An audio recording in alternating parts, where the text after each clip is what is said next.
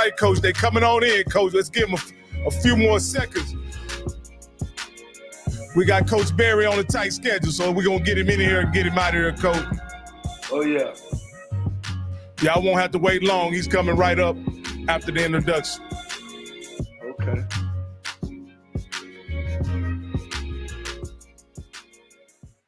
Hey, I'd like to welcome everybody to a special edition of the HBCU Coaches Corner. This edition is because we have access and we have an interview with Coach Chennis Berry. But before we get started with that, I have to ask my co-host and start it off with Coach Cole. How you doing? Great. Ready to get started, man. It was exciting. We getting close to the season, and who better to knock it off with the SIAC former championship coach, 2 years back to back, and now he's starting off with the South Carolina Bulldogs.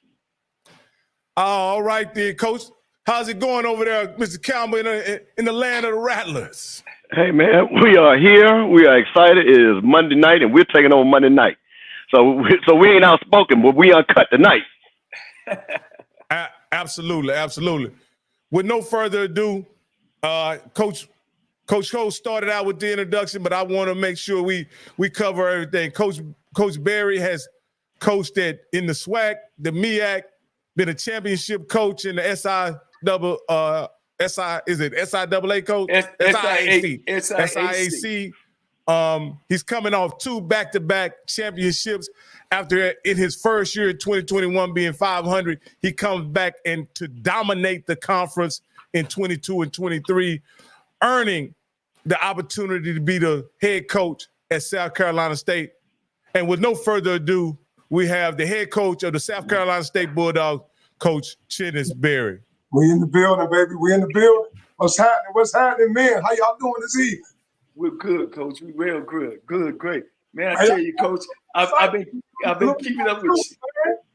Y'all juiced up, man, if y'all gonna be on this call with me, man. Let's get it, man. Let's wake up, man. It's go time, man. It's football time. When you wake up in the morning, smell that grass, man, it's time for some football, man. So you ought to be excited. Yeah, because you're going to go make me get my helmet off the damn rack over here and run through this computer. I'm fired up as well. And that's the exciting thing about Coach Berry. Let the audience know that me and Coach Berry was at the Chicago Bears, and we were roommates.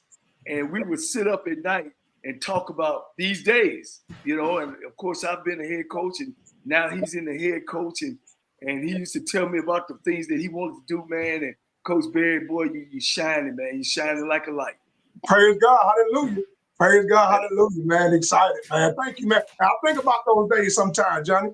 Back with the Chicago Bears, I believe it was 2002, man. We were roommates, man, and we would just sit there and just talk about our plans and our visions for our future, man. But you gotta have a plan, man. You plan your work, then work your plan. And the good Lord has been good to us throughout our careers, man. And it's a blessing to be standing here today, man. And I'm proud of you and what you're doing, man. Respect everything that you do, man. You really paved the way for young coaches like me, man. So we're grateful for the opportunity and the relationship that we have built over the years. So God bless you, my brother. Yeah, well, I'm trying to go to another chapter, Coach. And one of the things that I noticed about coaching HBCU football, that we didn't have this platform. And this platform ain't about knocking folks down. It's about building people up. And so that's my next level. And those are things that God has blessed me with.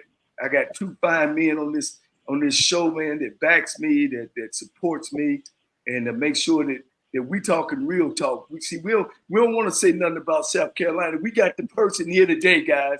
So I want them Southern folks to call. I want them Florida A&M folks to call, because we behind Chennis Berry now. He's a proven winner, and he is one of the godfathers now. I'm going to give you that title of Black college football. Hey, man. And he's coming. Appreciate it. Oh, we coming? No doubt. No doubt. Well, Coach, South Carolina State is looks like they treat you real well, and you off to a roaring start. I kept up with your spring ball. How many guys that you bringing back this fall, and where you gonna be strong at, offensive, defense? Man, listen. First of all, I'll tell you what, man. I'm grateful for this moment to be able to sit here with you guys, man. Listen, man, get a chance to talk ball, man. Today, as a coaching staff, we had what we call our hideaway. man. So our guys report tomorrow. Our guys come in. We're excited about it. But as a coaching staff, man, we just got a chance to get away. So the whole entire staff, the support staff, we went away from it all, man. And we just been grinding on the process of the plan of the program the whole entire day. And we fed them lunch, man. You got to feed them, coach. If you don't feed them, coach, they're going to have a problem. All right, so we fed them a nice old lunch, broke a little bread with each other, man, just coming closer together as a staff. And then the afternoon part, we were able to, just get into some ball. Got a chance to just hear the coaches coach and teach, because we're teachers first, man. So I'm excited, first and foremost, about my staff. You have to have the right people around you, because none of us can do it by ourselves. And I'm fortunate to have an amazing staff of guys with shared values, man. And I tell you what, we work well together. And, everybody understands the mission. We don't talk about goals in this program. We talk about missions. And our mission is to begin with the end in mind. And the end in mind for us is real simple, guys. Atlanta, Georgia, December 14, 2024, playing for the national championship. That's how we're beginning. But when we had that first team meeting, when these handsome, wonderful men come into that first team meeting tomorrow, I only talk about it one time. I don't just talk about Celebration Bowl the whole year. I talk about it one time. It's going to be on the screen, on the PowerPoint, and we're going to talk about begin with the end in mind. We're going to be focused on that, all right? And then once I talk about it one time, that's it. We're not talking about it anymore. Then we're going to chop wood, carry water, and fall in love with the process of going 1-0 every day. But these young men that the good Lord has entrusted me with, I'm excited to talk about them tonight.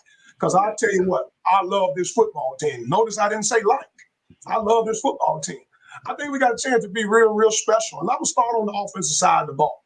All right, anytime you build a program, and you know this, Johnny Cole, man, you better be good up front. You better have a chance to rock and roll up front. And guess what we're fortunate to have? And not many teams in the United States of America can say this.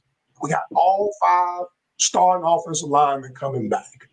All right. And they led the league in rushing last year. And guess what? All 5 of them back.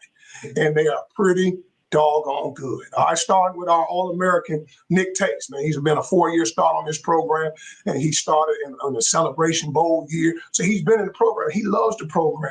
All right, he does an amazing job as our starting right guard. He's preseason All-American, and also he's all first team All-MEAC, and we're excited about Nick Tace. All right, also I'll start with just our seniors right now, because I feel pretty good about our offensive line. And that's Eric Brown, our senior. He's a nuclear engineering major. So that tell you better have a starting center that can rock and roll. I got the test results today. Eric Brown power clean 345 on his test, and Nick Tace power clean 355 on his test. So they're physical, opposing young men up front. Then we're going to go to Cam Johnson, starting left tackle. All right, again, another outstanding young man. He'll be graduating in December, man. These guys have been in the program. They love South Carolina State, and you better be good up front if you got a chance to be special. With those 3 individuals themselves, they've had 37 consecutive starts. Now, you're talking about experience. That's experience right there. So those 3 young men are the glue that make us go up front. And again, I have to go with Big Trey. Trey Franklin, he's a big 6'7", 330-pound right tackle. He was a starting right tackle last year. He's back, all right, for his junior year. And also, we have another young man by the name of Ian Sharp. He started last year at left guard. So all those guys are back, but we were able to add some other young men, a couple of my best offensive linemen that played for me at the last school I was at. Guess what? They're here right now. So they have a good familiarity with the offense, and they know what they're doing and how they're doing it. So it starts with the big boys up front. And then when I go to the trigger man, and as you know, Coach, you although he was a head coach, he was an offensive guy like myself. You better have a guy behind the center that can rock and roll. And we're fortunate to have, and I'll just focus on 2. We have 5 that are going to be in camp, but I'm going to start with the guy that I feel real, real strong about, that when this thing is all over and all said and done, he can be National Player of the Year because he's that special. His name is Eric Phoenix. He's a dual threat left-handed. Now, is that the kid that transferred from Benedict? Your guy? Okay. Yes. So he was my starter in 2022.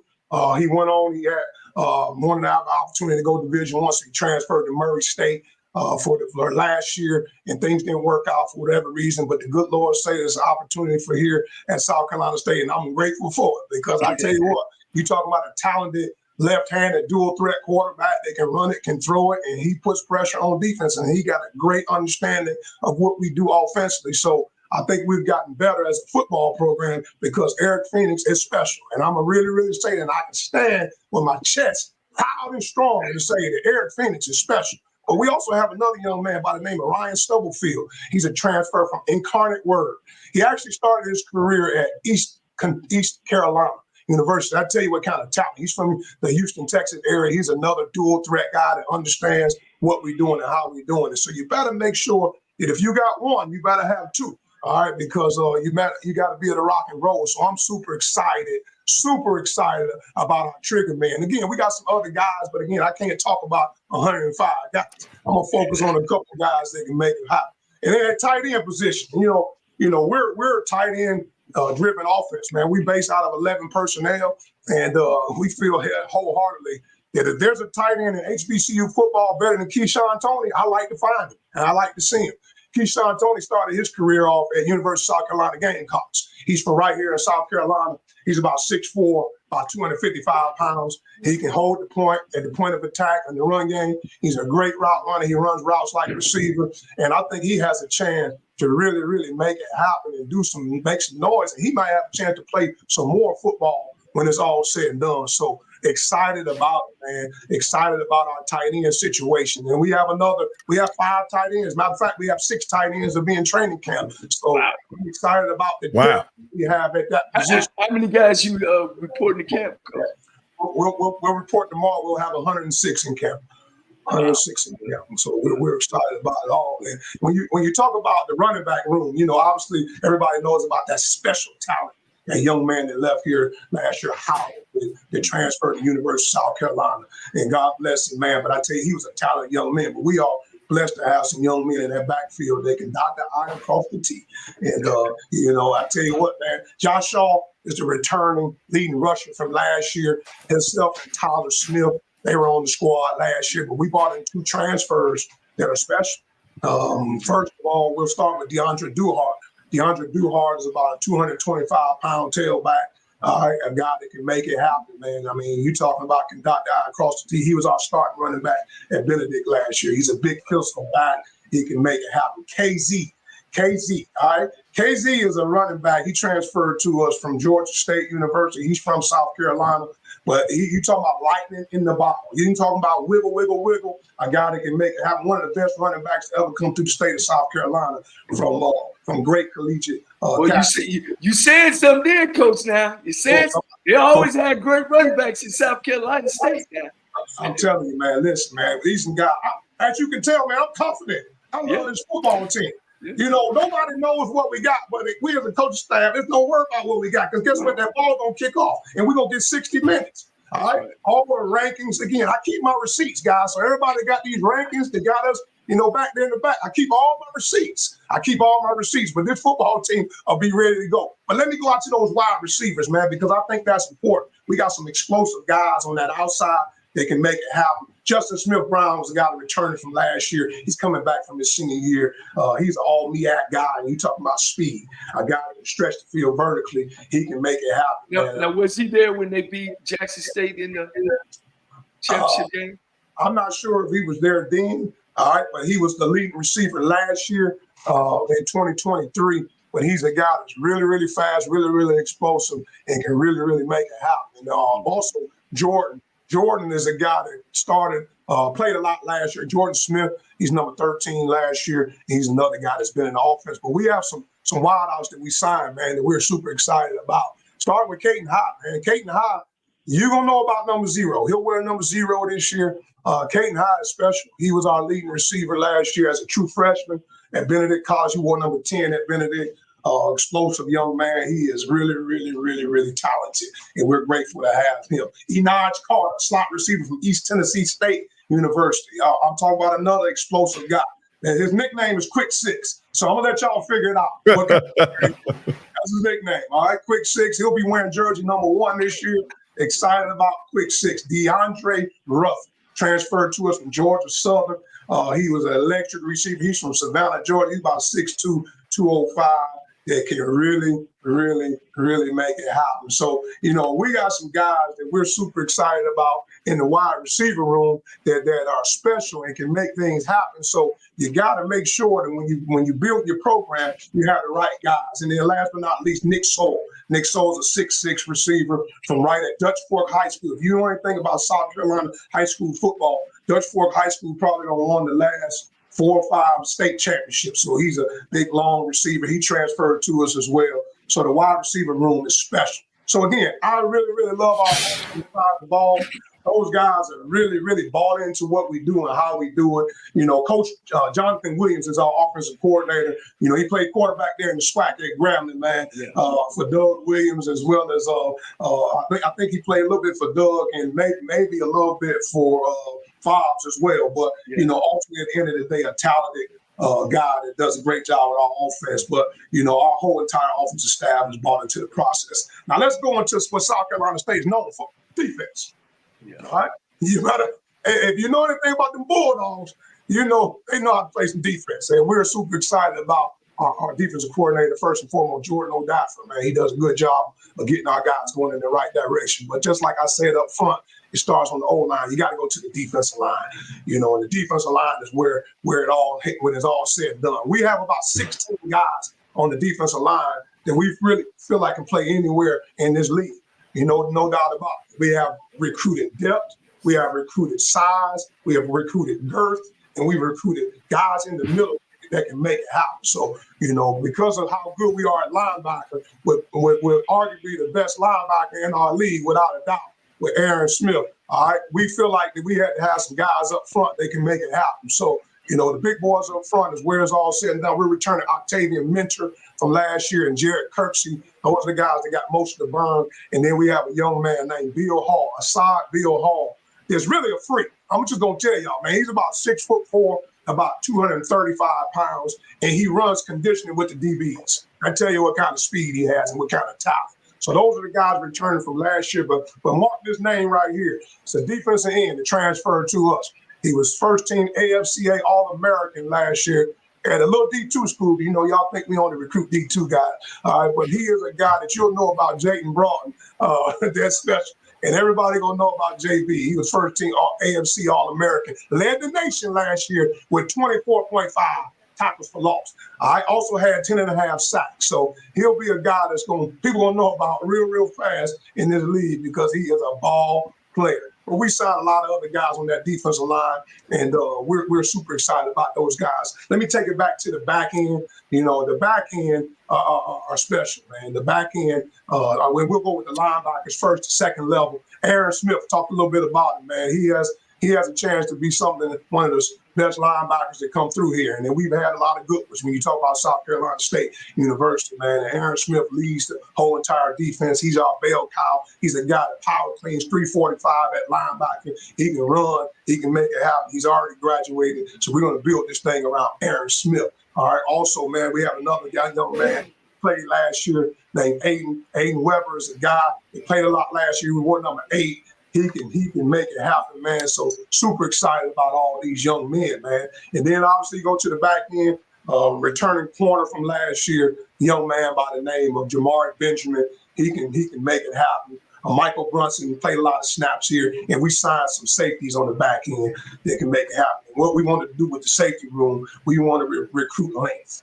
We wanted guys with some length that can make it happen, that can cover, that can run. So we're super excited about all our guys. And then I have to end with the kicking game because obviously there's 3 phases in all parts of the game. There's offense, there's defense, there's kicking game. And we're returning Gavin Zimmerman, returning place kicker from last year. We're also returning Maxine Cobb, returning punter, and also a young man by the name of Dyson Roberts that we're super excited about. But we signed a couple kickers, play kickers and punters and long snappers. So we really, really love this football team. And as you can hear the passion when I talk about this football team, I really, really know what we have. Again, we're going to get 60 minutes when the ball is going to kick off. So all the things that's going on out here, you have to start with beginning with the end in mind. And I really, really love this team, man. And I think we got a chance to make some noise in year 1. We're really excited about it. Yeah.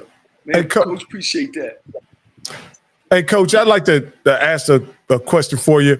You came into Benedict in 2001, and you had guys had a 500 season.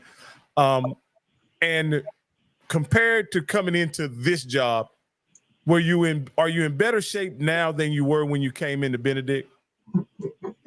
Absolutely. Absolutely. Man, you're talking about I'm following Oliver Buddy Pugh. You know, he's not gonna lead the cover dry, man. Coach Pugh did an amazing job of recruiting quality young men. All right, my job when I came in is just to try to, you know, coach the young men that we had, discipline, accountability, and add depth. You know, Coach Pugh didn't leave the cover dry. South Carolina State been winning football games for a long time. Every time I go on the football field and I go to practice every day and I just look up at the press box and I see 18 MEAC championships. You know, South Carolina State is not no stranger to winning championships. 50 years ago in 1974, they won their first MEAC championship. You know, so it's been going back a long time, man. So definitely left us in good position. The staff that we have retained from last year, we kept a couple guys from last year's staff. They've been great resources to kind of show us what we needed and what we currently had. But man, I'm super excited about this football team. When I first got to the last school, the last institution I was at, really didn't have a whole lot. My very first team meeting at the last school, I think we had like 55 players. All right. When we came here, we had many more players, but young men were bought in. They were excited. They were eager, and they've been great ambassadors to everything that we were talking about on the field and off the field. So I really, really love this football team, as you can hear in my voice. And I think we got a chance to really make some noise here in this 2024 season. We're going to let the Rattler talk now, Coach. Coach, I am excited. I followed your career.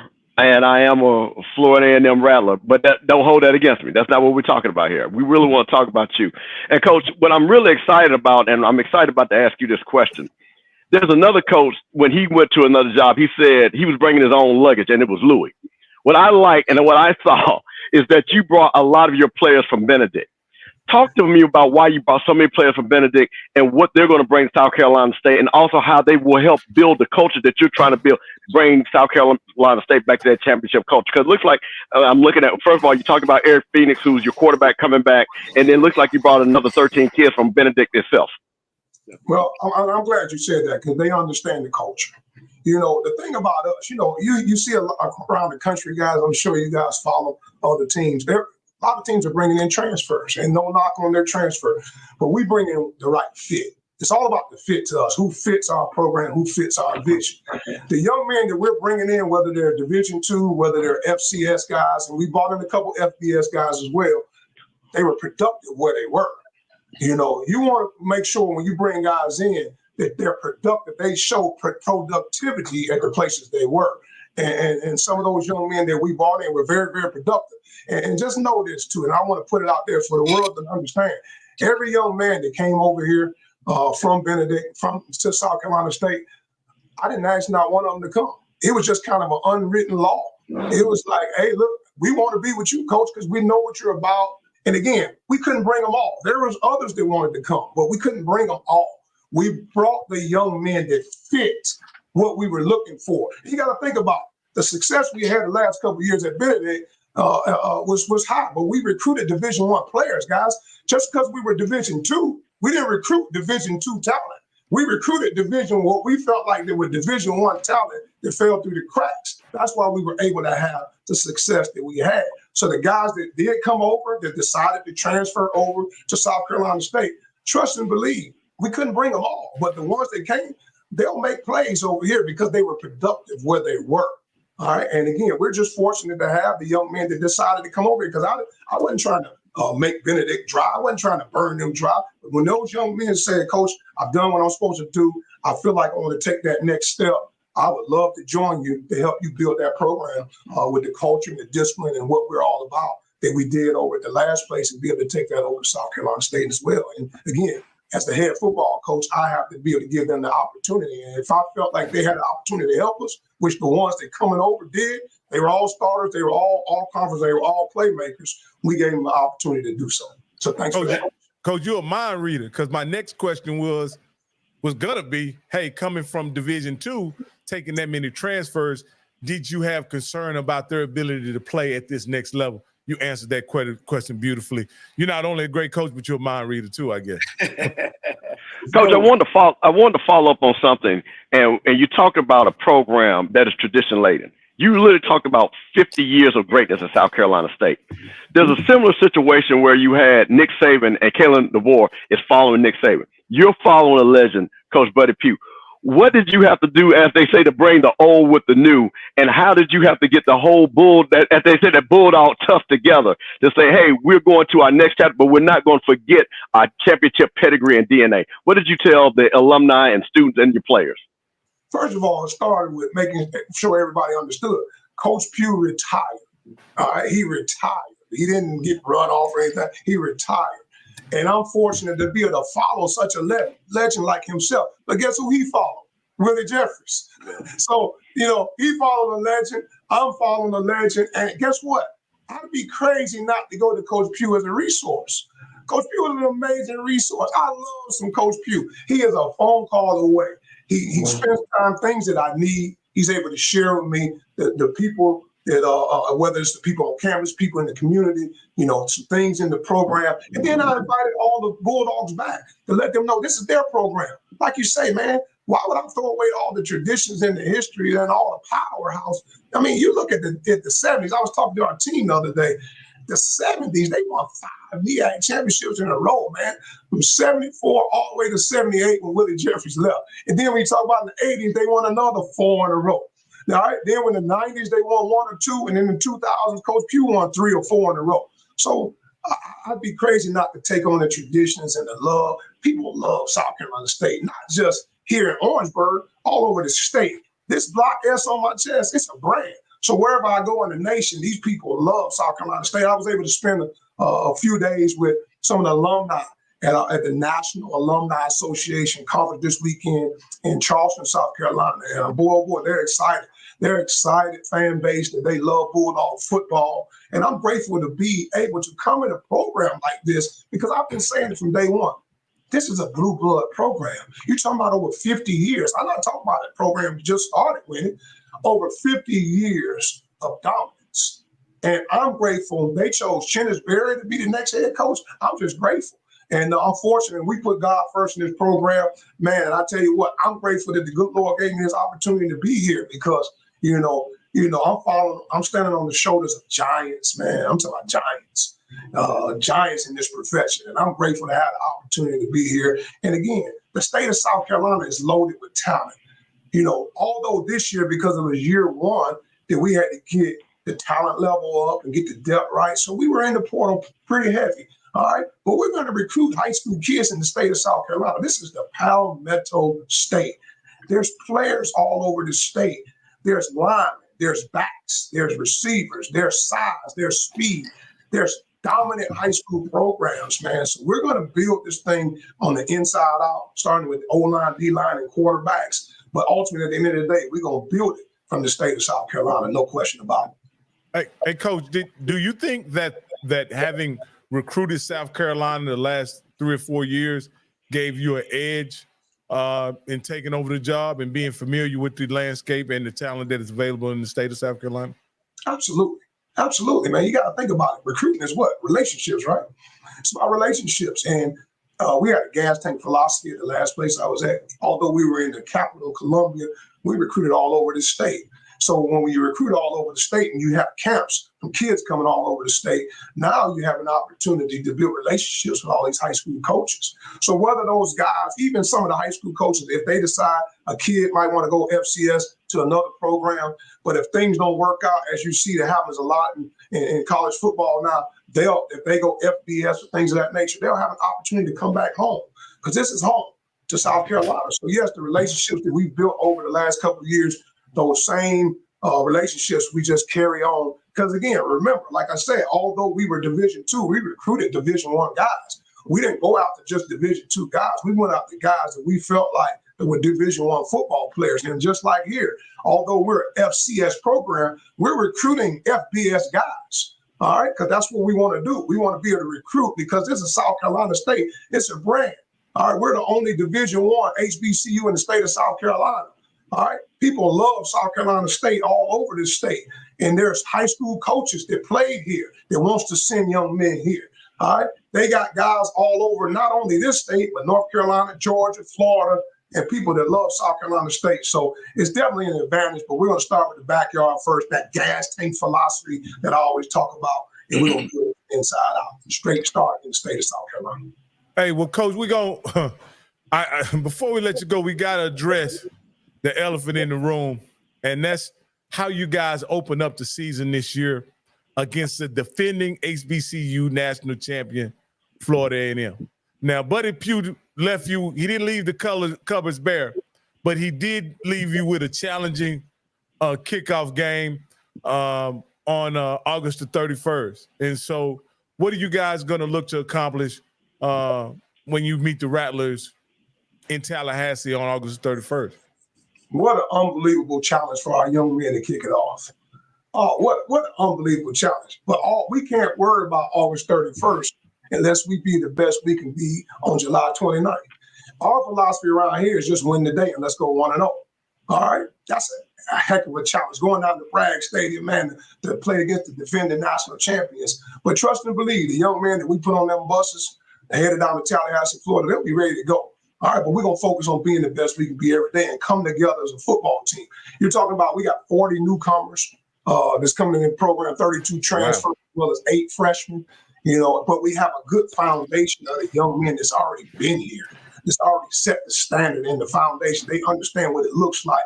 So it's important for them to understand that we're coach-led, player-driven, and when other young men come into this program, they understand the standard on what we're all about. And the standard is that we just want their best. So the people that's coming in this program, notice I didn't say we just took a lot of guys. Those 32 that came in, those 8 freshmen, they're the right fit. They fit our culture.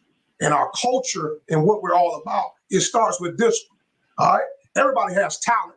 Every team in the United States of America, every HBCU team, every Power 5, Power 4, every conference, everybody starting off with championship. Everybody wants to win, but it costs to be a champion. So one of the slogans we'll go by this year, pay the fee. The fee is focus, effort, and execution. It costs to be a champion. It's not free to be a champion. You got to put in that work every day, that W-O-R-K, work every single day. Every time you come to work, put that hard hat on. So when our young men report tomorrow, July 30th, I'm going to tell them to focus on to make the main thing the main thing. Be where your feet are and win the day. Let's work on dominating the day. Let's come together. All right, team. It's all about the team. Yes, we talk offense, we talk defense, we talk special teams, but it's about the team. Together, everyone achieves more. All right, together. Each of us need all of us, and we got to focus on going 1-0 every day. And when we get to August 31st, ball gonna kick off. We're gonna get 60 minutes when that ball kick off. And again, what happens in those 60 minutes is completely up to us. All right, it's a new team at Tallahassee, a new season, new head coach. All right, we have a new team, a new season, a new head coach, and let the chips fall where they may. But trust and believe, those young men that we have out there will be ready to rock and roll. Boy, it sounds good. Because, Coach, you opened up with four tough ones: the Citadel, A&T, the Citadel Division 1A, aren't they? No, they're yes. They FCS as well. Mm-hmm. Okay, but Coach, sound like you really went into a situation, of course, following greatness of Buddy Pugh, that the gun is loaded. You pretty much had to put an extra bullet in it and just squeeze the trigger. Amen. Amen. Excited about it. Excited about it. If I, as a head coach, I can't be excited about it, who will? So, I have to lead from the front. And I really, really love this football team. Really excited about it. Can't wait to get out there tomorrow to see our football team. I'm going to hug on each and every one of them. Can't wait to see them. We had a great summer, man. The guys really got out there and came together as a football team. Now we got to bring everybody together. And let's get ready to let the chips fall where they may. Coach, I know it's your first year. And, man, you moving fast in this game, Coach. You kind of took off at Southern University, where y'all done greatness down there. You won a SWAC championship as well down there. Now you moved to Division II as a head coach. You won there off the rip. Now you're in South Carolina. And I know you don't even know where the restroom at yet. Let's talk about Coach Baird. What is your ultimate, or can we talk about that now? What is Coach Baird's ultimate goal for Coach Baird and the stuff that you put in it? Because, man, I I know you're a football coach, but what is it? What is your end game? You know, Johnny, man, I'll be honest with you, man. I love coaching. I was telling our staff today, man, I was like, man, we get a chance to make a living, to provide a living for our family, coaching the game of football. Do you ever think about this? So it's not about we got to do anything. We get to do this. And honestly, man, I just want to be the best I can be at where I'm at. I've always had that mindset. Even when I was just a line coach, I wanted to be the best line coach, O-line coach that I can be. I didn't worry about the next job. All I worried about was being the best O-line coach I can be. And then in turn, I ended up being an offensive coordinator. You guys know, not many O-line coaches are offensive coordinators, all right, and play callers, all right? And I had an opportunity then to be the best O-line coach I can be, to become an offensive coordinator. And now I've had an opportunity to be a head football coach. So, you know, I just want to be the best I can be at where I'm at. My job is to take South Carolina State to new heights, places they've been before. It's my job to be the best I can be at South Carolina State. And then we'll let the chips fall where they may after that. I never worry about the next job. I just try to be the best at where I'm at and bloom where I'm planted. Coach, would you mind sharing with us some of your coaching influences, who influenced the philosophies that you have in coaching? I know you've coached with Coach Dawson Odoms, who's also at Norfolk State right now, and a few other guys. But who has influenced your coaching style and your philosophy? You know, and I'm glad you said that. This is year 30, man. I was thinking about it the other day, man, as I'm getting ready to start my 30th season coaching HBCU football, man. And I'm not a spring chicken at this thing. I'm not new to this, baby. I'm true to this, man. I've been doing this thing a long time, man. This is an awesome deal. But man, I feel like I can do it 30 more years, man. Like really, I do, man. I got so much juice. I tell my players, man, I'm the Motorola Charger, baby. If you need some juice, baby, plug up with me, baby, because I got that juice every single day because I love what I do. How many people can go to work, man, and go to work to a job that they love? No, there's some obstacles. There's some days you be like, man, what in the world is going on? We spend more time being firemen, putting out fires than we do being a head football coach sometimes, man. But, man, I get a chance to do that. Yes, man. So guys that have influenced me throughout, and I've coached, you got to think about it, man. This is the 10th HBCU I've coached at. I've won championships in the MEAC, all right, at A&T. All right, won championship in the SWAC, like you said, won championships in the SIC. So I've been around great coaches, and all we do is take little, small pieces from each coach, all right? I always give credit to a guy by the name of, and again, Johnny will know this name, Kent Schoolfield. Kent Schoolfield was a guy. We're back, coach. We're back. Yeah. He was Bobby Bowden's wide receiver coach in the 70s, man. You know, there wasn't many minority position coaches back in the 70s, man.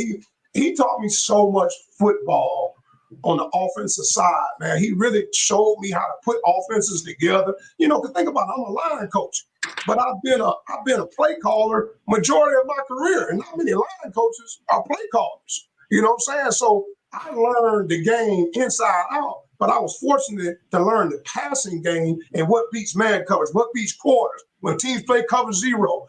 I learned all that in the discipline and the organization from Kent Schoolfield, man. He was a legend in the game, man. He won a lot of championships as a head coach, man. And I'll tell you what, my time with Coach Olders was awesome. My time with Donald Hill Ely, man, at Morgan State was amazing. My time with Gary Harrell Fleet, that's now at University of Colorado, and Howard was amazing. My time with George Small at North Carolina A&T was amazing. I mean, I can go on the list, and all I do is I'm always going to have my foundation, but I'm going to take little bits and pieces, all right, of what I liked, and some things that I didn't like per se, but at the end of the day, it wasn't my program. So it was my job to fall in love with whatever they were teaching, but at the end of the day, put my own stamp on it. So I worked for a lot of amazing people, man. And I tell you what, I'm just grateful, man. I'm grateful in this profession. But it took 26 years, man. I was 26 years as an assistant coach before I became a head coach.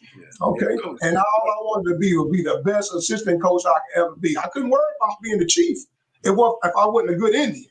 And I told our staff that all the time. You better be a great Indian. Because if you're a great Indian, when you get your opportunity to sit in the seat and be the chief, you're going to have great people around you. So, again, I never worry about the next job. I just want to be the best I can be at where I'm at because I come to work every day and love what I do, and I'm passionate about what I do.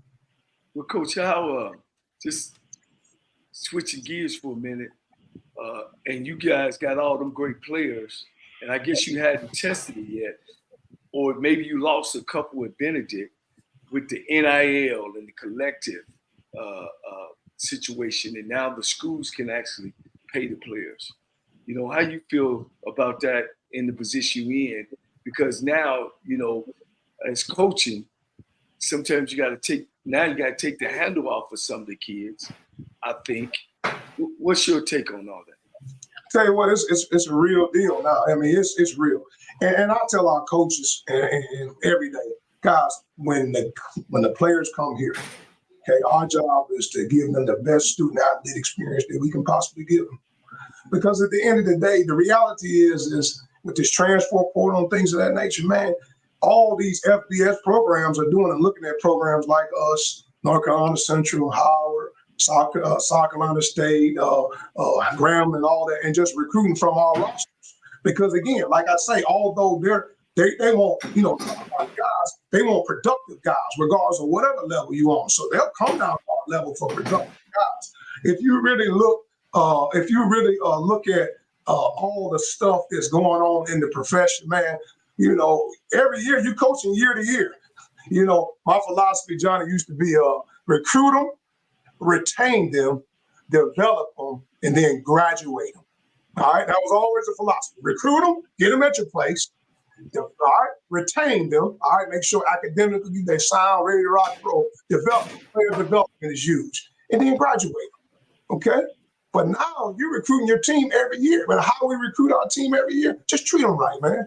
Because at the end of the day, if the bag comes, if the big bag comes, I don't have the bag. So if the bag comes, the reality is 9 times out of 10, they're going to run to the bag.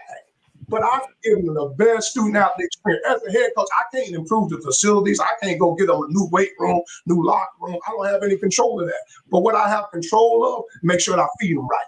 All right, make sure the nutrition is top notch. All right, we putting at least 5 meals a day on. You know, making sure that I drip them, man. They like gear, man. So I want to make sure they looking good. All right. So every chance I can put them in nice clothes and things of that nature. And then when we travel first class. All right. That's my obligation to them. And then take care of them. It's bigger than football. We never start our position meetings or our staff meeting or our team meeting just talking about ball. We talk about life. Because one thing we know about this game of football, it has an expiration date, guys. And it's going to end one day. And we show our young men that we genuinely care about them. So if they want to choose and run to the bag, and if that's what the good Lord tells them to do, and that's what, you know, they'll say, hey, coach, I tell you what, I'm betting on myself, and I'm going to go and go take these other opportunities. But all we can do is treat them the best we can be while they're here. You know, we don't have the bag. I'm just telling you, soccer, we don't have it to give them. But we can give them the best student athlete experience we can possibly give them if they choose to stay. Because we had some young men this past year. They could have went to other places. But they chose to stay because they know coaches that genuinely love them and care for them. And we got a chance as a football program to get this thing back on track and not only win games, but win souls as well. Coach, Rocky, you got the Yeah. I got those slides. Yeah, I'm gonna put them up. Oh, where you at? We right here. My bad. Right here. Me at. All right, that was our picks, Coach. Full transparency, right there, Coach. That's what each of us picked. Can you see it, Coach? I see it. I can see it. We got you steady. Because you knew, Coach. But then I might have to move you up one. You know, hey, most man, of them in front of you, Coach, because they've been there. They've been there. You don't even know where the restroom at just yet. Hey, that's okay. That's why they call preseason predictions, man. Because guess what? That's the beauty of the MEAC. We get a chance to play every last one of them. All right, so we'll find out. At the end of the day, you could be right, but you could be wrong. But at the end of the day, I promise you this. The young men that we put out there on the football field, those South Carolina State Bulldogs, far and wide, going to be proud of the team we put out there because we're going to play hard, we're going to play smart, we're going to play physical, and we're going to play discipline. Now that's what I can control. I can't control other than that. And we're going to let the chips fall where they may. But I really, really love this football team. And I think we got a chance to be special this year in 2024? I think you're a great fit, Coach. I mean, you sit and come right in the mold of Buddy Pugh. I had the opportunity to, when I was at Southern University on the Pete Richardson, to play Buddy Pugh for the only HBCU Black College National Championship game played on January 1st in Atlanta. And we actually beat them 11-6, to go 11-1. And, it was a defensive game the whole time. You know what I mean? They had players. So I've watched Buddy Pugh follow his game. They keep it close, let the defense win the game, man. And that's been a great formula for him. I know things are a little different for you, and that's why I look real, real forward to this year. I'm excited about MEAC football because of you. Thank you so much, Johnny. Coach Berry, I have a question for you, Coach Berry. Did you call plays at Benedict? Absolutely, I did. But now that I answered your question, I need you to move to the side, man. Because I need all these people that's watching to know that them Bulldogs is on that back screen. Because I got on them before. I need you to move to the side and look at your microphone and show them that the Bulldogs is in the building. I didn't want the people. We want them to come back, Rocky. We want to come back when they're in the championship game. Oh, yeah. I got him. You ain't going to have swag at me and not have them Bulldogs on there, man. We got you, Coach. Everybody see. The world know that you got them Bulldogs up there. He was just covering them up. Yeah, Coach. I no prejudice here, Coach. Look. No prejudice. Look, we gotta get that SID man to send us some stuff because we got to bring you back, Coach. We got to bring you back, Coach. Bring you back, Johnny, man. It ain't nothing but love, man. It ain't nothing but love. But yeah, Rocky, to answer your question, man. Offense is my baby, man. I'm grateful to have a really good defensive coordinator. And Johnny, man, when you got a good DC. You don't have to worry about nothing, man. You just let them run the defense, man, and make sure you control the discipline. But when you got a good DC that you believe in, you let them run the defense. And I've been heavily involved with offense. But I tell you what, I have like 4 guys that's been offensive coordinators on my offensive staff. So it's so many great ideas that those guys are bringing into the system, man, along with Jonathan Williams, man. So I'm really not sure who's going to call it this year, man. I'm still trying to figure it out, man. But okay. Coach, now, is this your system, or do y'all come together and put things together, or this is what you kind of been building up yourself? It's your system, right? Well, yeah, Johnny, man. Of course, if it ain't broke, don't fix it, man. We averaged 39.8 points a game, man. Last year, when we were at Southern, we averaged 40 points a game, man. I ain't gonna change. I'd be crazy to change it too much. But what I do is I ask those other guys that's been coordinators to really pour in and get some other things that we can do to make us better. I try to stay ahead of the game. If you're green, you grow. The defenses that are evolving every day, so we'll never just stay where we were. We're gonna add little wrinkles here and there and try to be problem solvers and have answers before it even happens. All right, but Coach Williams does a great job. You got to think, man, he worked for Eric Dooley. He worked for Doug Williams. So he's bringing great ideas on some stuff they were doing at Grambling, at PV, because he was at PV, he was at Southern. All right, my running back coach, he was the offensive coordinator at Bluefield State. All right, my receiver coach, he coached with the San Francisco 49ers, and he's been a head coach, and he's been an offensive coordinator, play caller. And then my tight end coach has been with me since Southern University. So he kind of knows what we're doing, how we're doing. And Coach Goddard, one of the best O-line coaches in the country. So we got a good mixture of good offensive guys that got great ideas. So again, we'll have the foundation of what we do offensively, but I always listen to my assistant coaches to be able to provide feedback to make us better. Yeah. I really believe, Coach, that when you got a group of guys that's working together, I really believe that makes offenses go. You got to have everybody that believe in what you're doing. If you don't, then now you got folks moving in different directions. And offense has always got to be on the same page. Always. Amen. One guy can mess a play up. Being on the same page. That's right. So that's a good staff that you put together. Amen. You got a great staff. I love each and every one of them. Hey, Coach, I know you've been at it since 7 this morning, and I want to personally thank you for jumping on and staying longer than we said we were gonna keep you 20 minutes. you're up to 50 minutes, Coach. And I'm sure. Well, Coach, he talked 20 minutes, Coach, about his damn team. Hey, look, we good. Hey, Coach, talk about the team, man. I've been crazy not to talk about my team. I've been doing all these interviews with Johnny, man, and they've been asking me about all this other stuff, but I ain't had a chance to talk about my team yet, man. So, man, listen, man. When you get a chance to talk about your team, man, I get excited, man. Not every head coach even know their team, man. Some of them can't even sit up there and talk about their team because they don't know their team. But I know this football team, and that's why they run through the wall for us, man, because they know we genuinely care.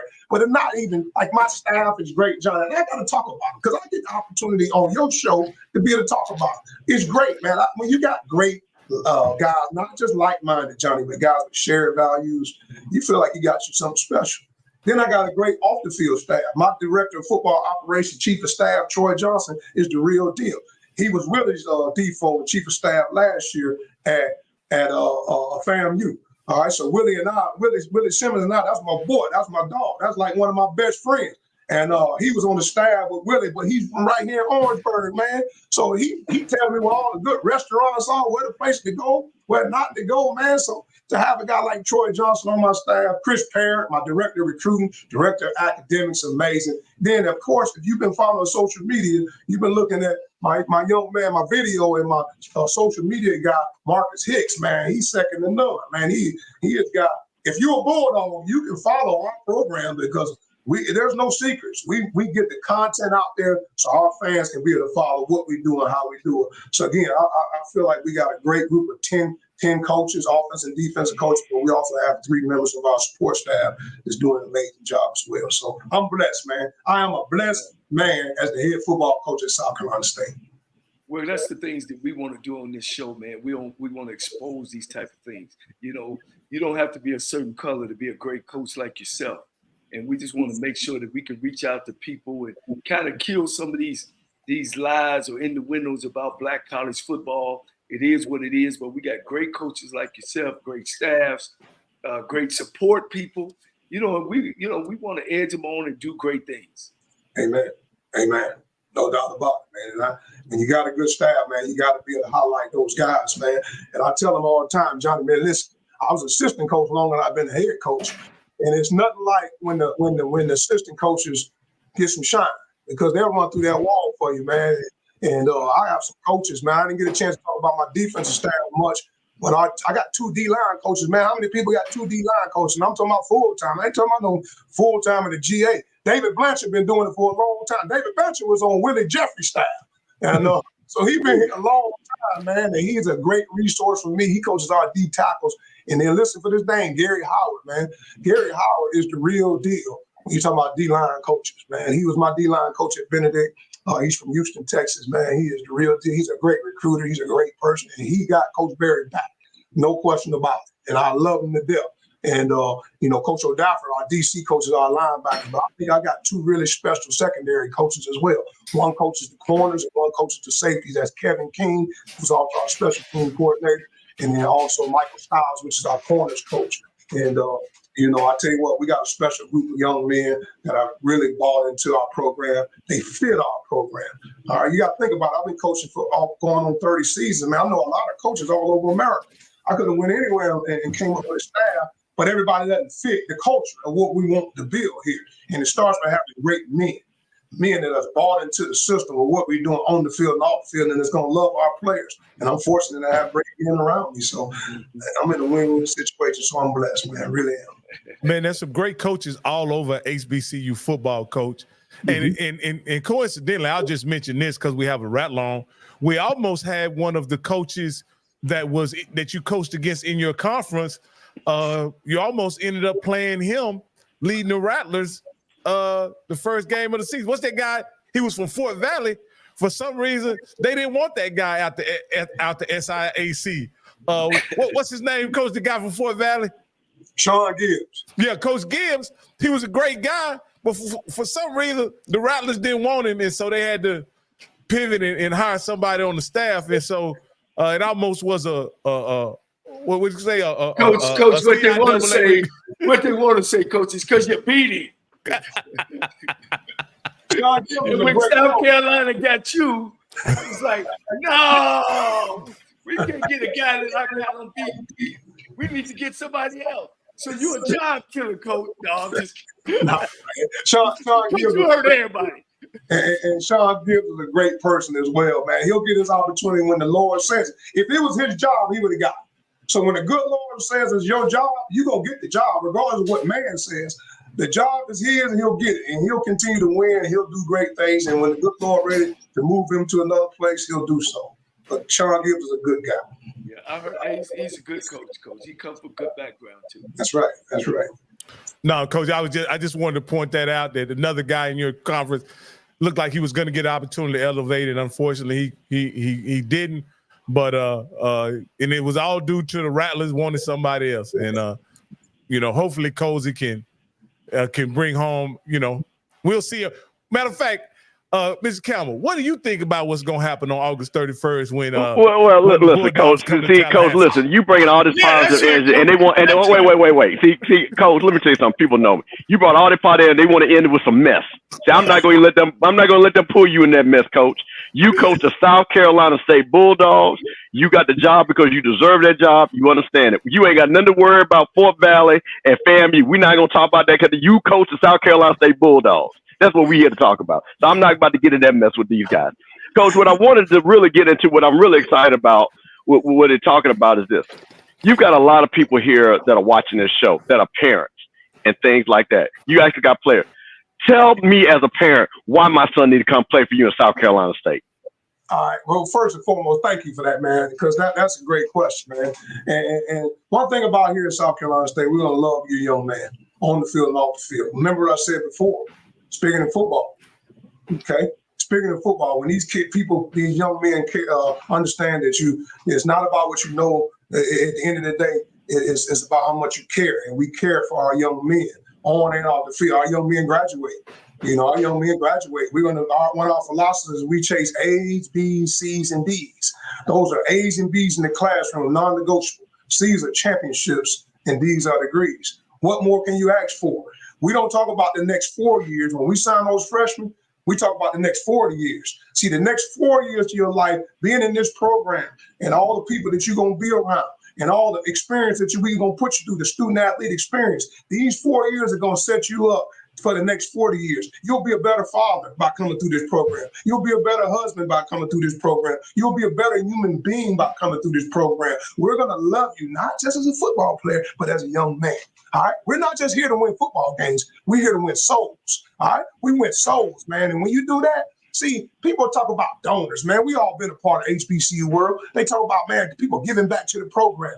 People give back because of the experience they had while they were there. I'm not going to have to worry about 20 years from now, Aaron Boog Smith. Aaron Boog Smith experience while he's been here has been phenomenal. So if I'm still the head football coach here at South Carolina State, like Buddy Pugh was here 23 years, guess what? I ain't got to worry about Aaron Boog Smith giving back to the program. I don't have to worry about Nick Tace giving back to the program. I don't have to worry about Eric Brown, all right, Octavian Mentor giving back. Because why? The time that they've been here, we've treated them like men, and they've grown from their freshman year to their senior year. 4 years of life set you up for the next 40. And that's what we're all about in this program, molding men. Coach, listen, I love that. And I think it's just such positivity that you're bringing. And I'm just saying this as a black man to another black man. This makes me happy. We hear so many stereotypes, but this is a stereotype I tell people in the HBCU world. The stereotype of positivity, stereotype of leadership. Because the only thing I'm going to say to you, now this is the only thing I am going to say to you, we'll just see you on the football field in August, and then we'll see you again in the Celebration Bowl in Atlanta. That's what we're telling, Coach. We'll see you twice. How about that? How about that, Coach? We'll see you twice. Speaking of Jesus' name, we ain't scared. We ain't scared. Let's get ready. Hey, Coach, I love it. Coach, you seem like a sensational guy, Coach. And as a former football player and a football fan, you seem like somebody that I would love to play for. Your enthusiasm is infectious, and I can't wait to see those Bulldogs take the field on August 31st, Coach. Thank you so much, man. God bless each and every one of you guys, man. This has been awesome. Man, y'all told me 20 minutes. Man, we've been on this thing for an hour. What? Hey, listen, guys, I've enjoyed every single minute of it. All right, because again, man, it's about the platforms that we're on. We get an opportunity in these platforms, man, to be able to uplift. And it's not just about South Carolina State. It's not about all this other stuff. It's about the whole culture. All right, HBCU, man, it's a culture, man. You got to think about it, man. My whole adult life, since I've been 18 years old, I've been on the HBCU campus as a player and a coach. Right. You know how coach talk about I am swag. You know, I'm a man in Alabama State. My boy Eddie Robinson, my dog. I am swag. Well, guess what? I am HBCU. All right. When you talk about HBCU, there's no other representation than Chennis Berry for HBCU. I done seen it all, from the high to the low, and I love every bit of it. People ask me, hey man, do you want to coach in the SEC, Big Ten, and all that type of stuff? Man, I just want to be the best I can. Because guess what? I have enough skill set between the ears. I can coach anywhere in America. But the good Lord has planted me at these HBCUs for a reason. All right, to give back to the people that look just like me. All right, and love them and care for them and mold them. And I promise you, you touch this program and you touch the tutelage of Coach Berry and my staff, you'll be a better father, a better man, a better husband, a better person because of the time that you spend under our tutelage. Right. Well, Coach, man, we definitely gonna let you get started, get you somewhere down the road. Hopefully, like Coach Campbell say, we'll see you at the Celebration Bowl. And man, it's been a pleasure, and it's even more than what I thought it was. You know, of course, talking to you, Coach, man, and I wish you well, and we look forward to keeping up with you as well. And hey, Coach, you might see me on the sideline, man. You know, there's some great things happening for me, and you know, I got to meet with this senior executive of HBCU TV Gold, and I want to thank these two gentlemen for opening them doors for me as well. Awesome, man. Well, good luck, man. We wishing you well. We be praying for you, brother. Whatever the good Lord has for you, guess what? It's going to happen regardless of man or not. It's going to happen. I'll be pulling for you, man. You always going to be my friend and my friend for life, brother. So anytime you need something from me, just reach out, man, and I'll do the best I can to be able to be there for you, brother. Thank you, Coach. Thank you. Hey, thank you, Coach. Appreciate it. Let's get it. All right, fellas. All right. Hey, hold up. Before we continue any further, this is what I need y'all to do if y'all watching on Scotty's channel, right? If you want to see the show tomorrow, if you want to see A-Rod tomorrow, I need you to do something. You need to go in the description, go to Rocky, hit the link to our YouTube page, and subscribe. That's the only way you're gonna be able to watch it tomorrow. You're not getting this free game anymore, right? You're gonna have to go. So let's give you about. I'm gonna give you about, Coach. We're gonna give them about 2 minutes before we continue the show, so they can go ahead and go in the description, click the link to our YouTube page, and then go ahead and subscribe. You can go back to Scotty's and watch it if you rather watch it on his. That's fine. But make sure you go to our channel and subscribe, because if you don't, you're gonna miss a great interview tomorrow with E-Rod. So we definitely need them to subscribe. We definitely need them to follow us, because guys, we're not sitting here talking off, the seat of our pants or off the top of our head. We bringing you guys real coaches talking about real times and real programs, so you can get an understanding of what really happens in a coaching or an HBCU, not necessarily in a program, in a football program. So we're not guessing here. We're bringing facts. Absolutely, Coach. Absolutely. Coach, and the one thing, like I said, what we always try to tell people about this show, you're going to get coaches and you're going to get coach talk. You're going to get coach speak.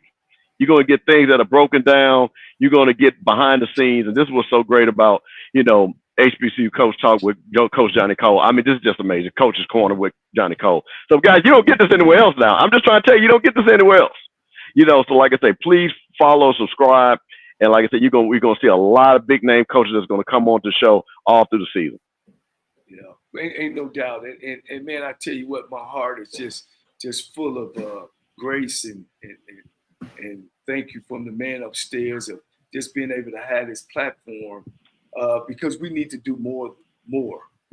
And we're not ESPN and we're not ABC, but we us, and we got to start from somewhere, and to move forward to get this information out to our people, to make sure they understand the game of football, the game program, college level, So I'm just excited and tickled to death that things are moving our direction, and they're moving in a fast pace. And we want to bring this to you. So subscribe.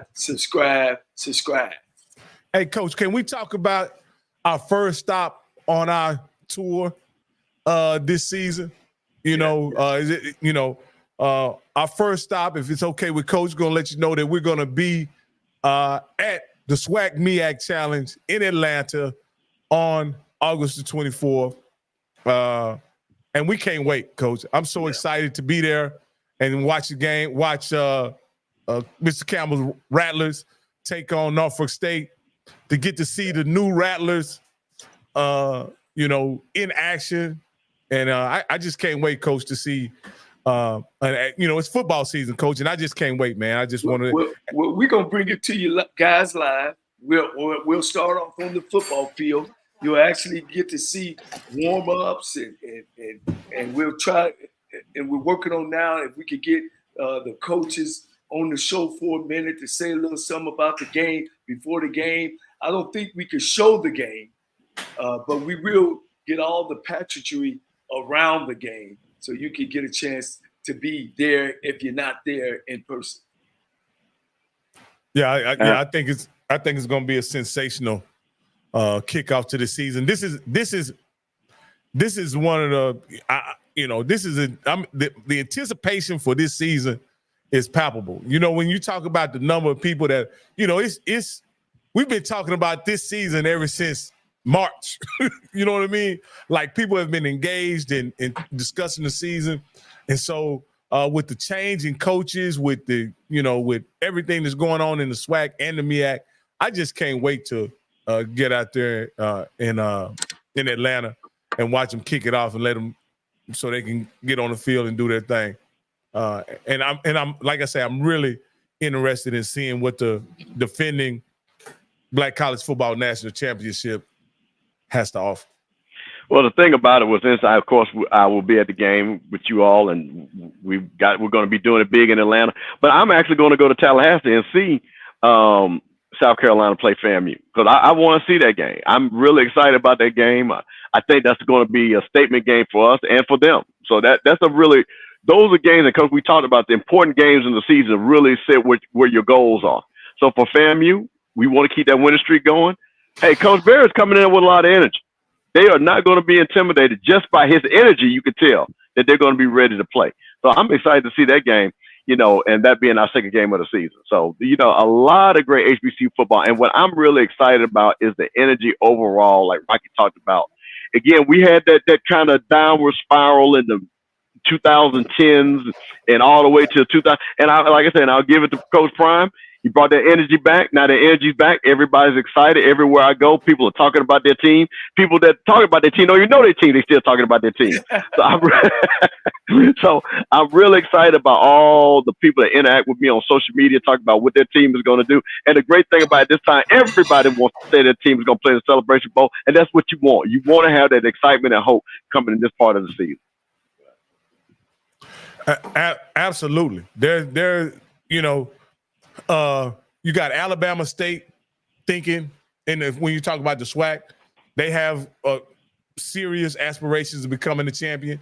You're talking about Florida A&M coming off a national championship. They certainly have aspirations of being a champion.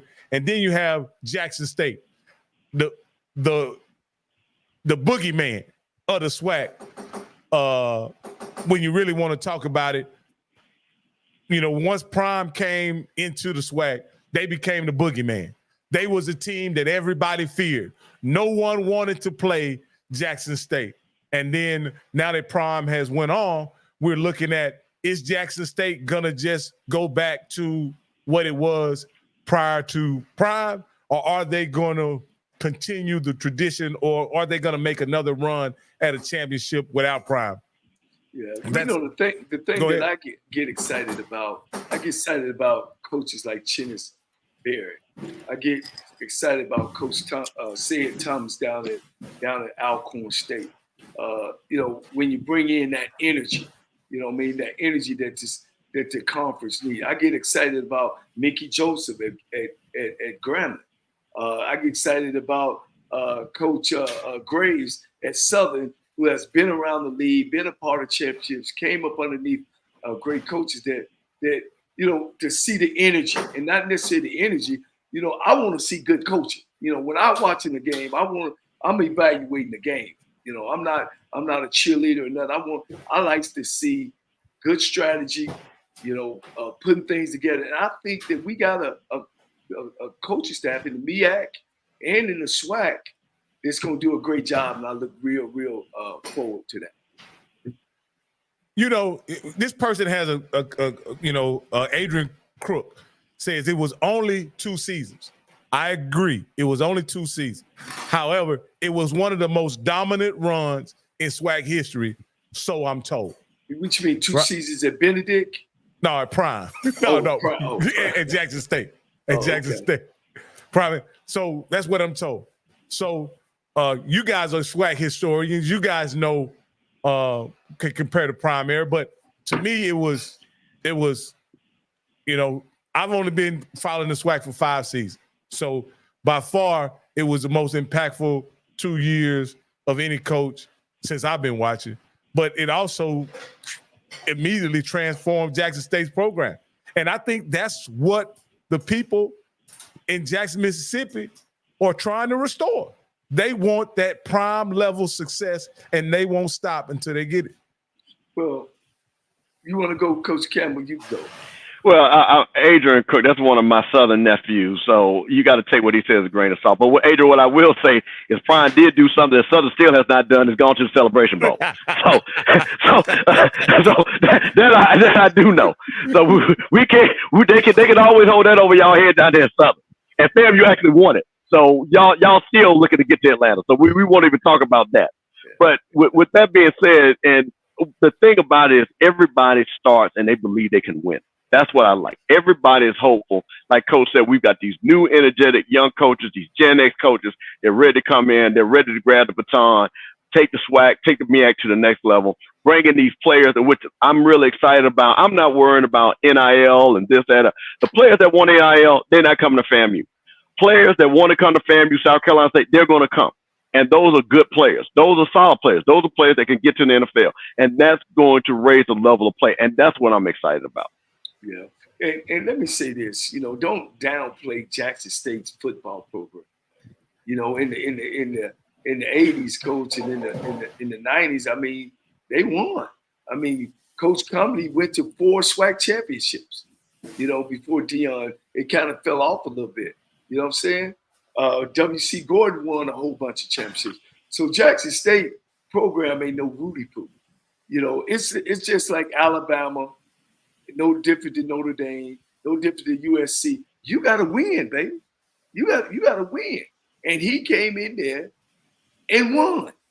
So, you can't take that away from the things he done. And not only did he win, he told him he was going to win. He did to Muhammad Ali. I'm going to knock you out in 8. And I'm gonna put you on skate. And if you put up a fight, I'll let you stay in 10. You know what I'm saying? So, that was the excitement about it. The SWAC has always been like that. It's just that we didn't have the media. Man, I wish you guys, man. I went on the SWAC tour. The SWAC tour was when we traveled from school to school, just 2 top players from each school. And man, you talking about Eddie Robinson, Marino Cassidy, W.C. Gordon, Lionel Taylor, Otis Washington, all on one bus. Man, and we would go each place and we have media day or luncheon, and they could get up and talk about their team. And guys, man, you talking about the pageantry, they would talk about each other. They would come up with stories. Man, it was crazy. I wish back then they had the same media, but they didn't. So prime time could have fitted in right with them. And guys, y'all too now, I get upset when these coaches in the SWAC and the MEAC don't be answering me back to get on this show. You gotta sell your program, man. You gotta, if you guys watching, you gotta sell your program. Coach Berry would have fit right in, man. He would have fit right in there. So So, you know, the conference has always been great. It's always been pageantry about what goes on around the football program. And I'm as excited this year than I can be. Like one thing I just want to say, I like how you try to, you know, put us on the spot and show Coach Barry where we had picked him. You know, I like that. But see, like I say, we don't see on this show, we don't run for the spot. We stand on our picks. See, that's the thing about it. But we all, like I said, that's another thing too. We're always gonna respect what I get, but we gonna stand on our picks, and that's to anybody that calls in. We gonna stand on what we say, because the one thing about this show, we're gonna do our research. We're gonna know what we're talking about, and just to get like Aaron Moore is talking about. Aaron Moore, I was talking about the Celebration Bowl. Now you can go back to the Heritage Bowl. Y'all did go back to that, but if I think even when y'all went to the Heritage Bowl, I think Jackson State still won the conference and went to the playoffs. So I think if I'm correct on that, but Southern has not been to the Celebration Bowl, and that's what I'm talking about. Because as Coach Cole's talking about, we're talking about different eras. I'm talking about in the Celebration Bowl era. That's a new era. So that's what I'm talking about and everything. But I was on that team at the first Heritage Bowl. I coached on Southern's team at the coach. Then we won. We beat South Carolina State. And I think y'all beat us one year too, didn't you, Coach? Oh yeah. Oh yeah. Yeah. Oh yeah. Yeah. Oh yeah. Yeah. Oh, Coach, yeah. we spanked everybody. Coach, we went 11-1. The only team beat us was Nickel State. And Coach, they were 1-10. The only game they won was against us. But we had laid down because we already had won the SWAC. We had beat Steve McNair them the week before, and man, we laid an egg the next week. I think the kids were still drunk. Hey, let me ask y'all this. This is HBCU Coaches Corner. Can we talk about coaches a little bit before we get off tonight? Because I want to ask this question. How much do you think Southern regrets letting Odom Dawson walk away? Well, Dawson Odoms, I'm sorry. Yeah, walk away. You at least got to say because, you know, let me tell you something even more crazy. They shouldn't have never let Pete Richardson go. Pete Richardson had one losing season in 17 years, Coach. He should have walked away on his own accord. 17 years, you got one losing season. You know what I'm saying? Eddie Robinson, one of the greatest coaches that ever coached before, never beat Pete Richardson. And I like to take credit. I did beat Pete Richardson one time. He should have been able to walk away from the job by himself. When administration get involved with athletics, that's when things explode. Eddie Robinson said on that one trip, and I can remember this like this one. He said, what's going to hurt SWAC football is when people start getting involved that don't know the game. And guys, we both know there's some people that's in some key positions that ain't never picked up a football, they ain't never coached it, and they ain't never coached nothing really. And when that happens, it messes the game up, Coach. It messes the game up. So I think deeply they were going what? 7-4, 8-3, 9-2, all while Coach Odom was there. But they did never want to give him a multi-year contract nor give him a raise. They kept on 1 year. So he had to take him and his family a place where he had some security. Well, and this is a great point Paris brings up. She thinks they miss Dawson Odoms a lot because they haven't beat GSU since they let him go. Yeah. You know, now, you know, Dawson Odoms haven't won a whole lot at Norfolk State either. I guess they both may want to redo.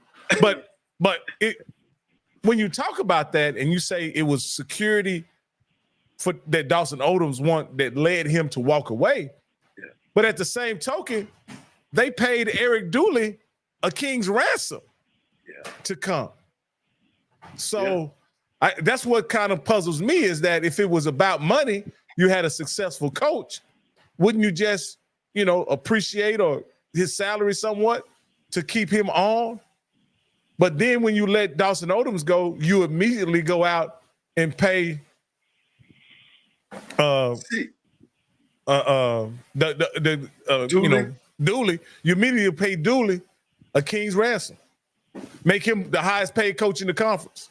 See, this is where the AD steps in and protects his coach, number one. And this black college, guys, y'all know I know black college. You know where we go wrong in black college? Is when the board gets involved with the hiring process. Well, I don't like him. Oh, he didn't speak to me, or we ought to go for somewhere else. When the board start getting involved and start putting pressure on the president, that's when things go off rail. And when you at universities like that, where the board start using the campus as their playground, that's when you don't have success consistently. So when you look at programs like Florida A&M, Jackson State, Grambling, where sometimes the board stay away, but when they get involved and start making these decisions, that's when those programs go down. And Coach Campbell, we can talk about that. When you and y'all had a great coach in who I want to say, Joe. Yeah. Billy Joe. Y'all had a great coach. And they was like, oh, well, let's go Division I. Billy Joe didn't want to go Division I. He said, we ain't ready for Division I. They put y'all in Division I, playing the big schools, got the hell beat out you. Yeah, and set the program back for 10 years. Exactly. Set the program back for 10 years. And the one thing, yeah, and I want to say something. Our situation is different. First of all, and it's not about who we wanted. It was about the continuity of the program. And everybody inside understood that there was a reason why Coach Simmons made Coach Cozy the interim head coach. Coach Simmons said this was the guy that basically, in so many ways, should lead the program. The players said in so many ways. So ours is totally different. But I'm going to defend Coach Dooley on why he was selected, because again, I know a lot of people think they know what I'm saying, but let's be clear about something. When Coach Dooley was that offensive coordinator at Grambling, they had the number one offense in the SWAC. Okay, now Devontae Kincaid had a lot to do with it, but it's still, that's where it goes hand in hand, Coach. You know that player and coach goes hand in hand. He went to Prairie View, he won. So Southern said, "Hey, listen, we got an offense. He knows how to recruit Louisiana. Again, this is the thing that they're saying. He won the West. Let's bring him here to Southern. Let's bring him home. Let's bring him here." So that's the reason why. So it wasn't like he was just out of left field compared to potentially what people were looking at FAMU. Let's get this guy because why are we going to get this guy? So the end, we talked about Sean Gibbs. That was a left field thing. Coach Dooley had a level of continuity and understanding why Southern people went for him. So I want to understand, because I think a lot of you guys don't forget that Grambling, they were rolling, and Coach Dooley was the offensive coordinator on those powerhouse teams. Mm-hmm. Mm-hmm.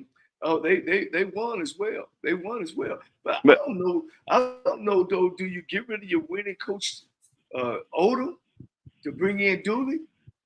Well, this is what I think, Coach. I think, and you can speak more to this. I think two things happen. There's a ceiling that people think the team reaches, right? That they're winning, right? And then that pretty girl outside the window that you never know. I want to get her. And sometimes people see consistency, but don't see the level. And then this goes back to my thing about Dawson Odom. He couldn't get to the Celebration Bowl. Southern wanted to get to the Celebration Bowl. So what they're saying is we have the talent because we're getting to the championship game every year, playing Alcorn basically every year. But we can't get over this hump. Let's break. We get over the hump. Well, Dooley didn't go to the Celebration Bowl in Prairie View, did he? Hello? No, Hello? No, I don't know. I think Campbell. Mr. Campbell lost his sound for a second. Yeah, hold on, guys. Lost my mic. Oh, we hear you. We hear you. It's just not your headset. I don't think that Prairie View went to the Heritage Bowl under Dooley. He was just as winning, just as on the same level. Did Dooley coach under Fobbs? Yeah, yes, he did. Yeah. Well, so Fobbs went in 16. I want to say Fobbs went in 16. Right. So if Dooley was the head coach then, of course, he went to the Celebration Bowl. No, Dooley was the offensive coordinator under Fobbs. Oh, yeah. No, he didn't take Prairie View to the Heritage. No. Yeah. But so what we want was talking about, the question was, Why, or does Southern regret getting rid of Odom? You know, and where they are now, yeah. Nothing against Dooley, not at all. Because it was a good hire, coach. You know, hard Dooley at Southern after Odom was a good hire. It just didn't work out at the end.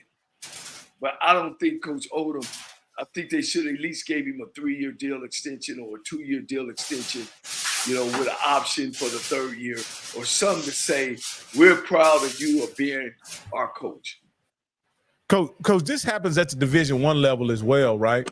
In that a guy who's a good cultural fit gets maybe overpaid or overpromoted, or the expectations are way too high because he either comes from that program or he has a cultural connection. And I think that's what Dooley had. He had a cultural connection while coaching under Pete Richardson, right?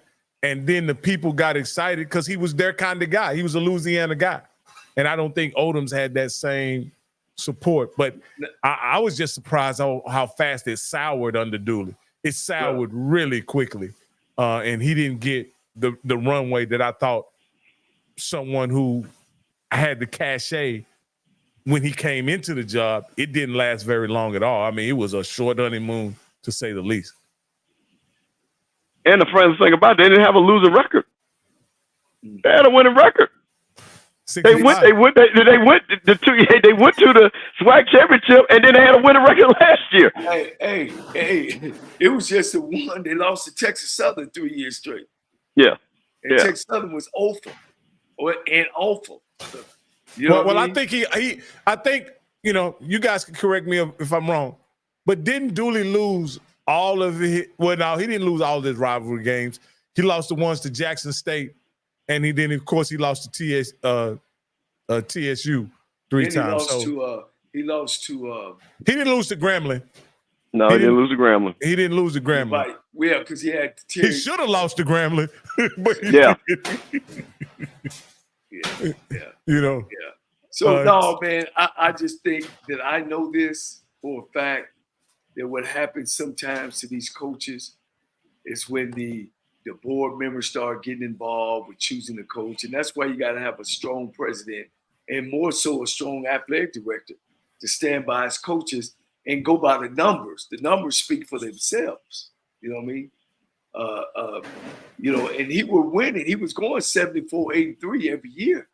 You know what I mean? He was winning some of the games. He, like you just said, he just didn't get to the big game. And now they so far from the big game now, hopefully with Terrence Graves on deck, that they can get there. And we all know that right now Terrence Graves is there, you know, with the question mark over his head because of how things rolled out there. So Terrence, you know, he got a big job. You know, him and his staff, they got a big job because people are going to be looking and watching. I know one thing, guys, and this goes back to our guest that we had earlier. I will be really surprised if Coach Berry doesn't work at South Carolina State.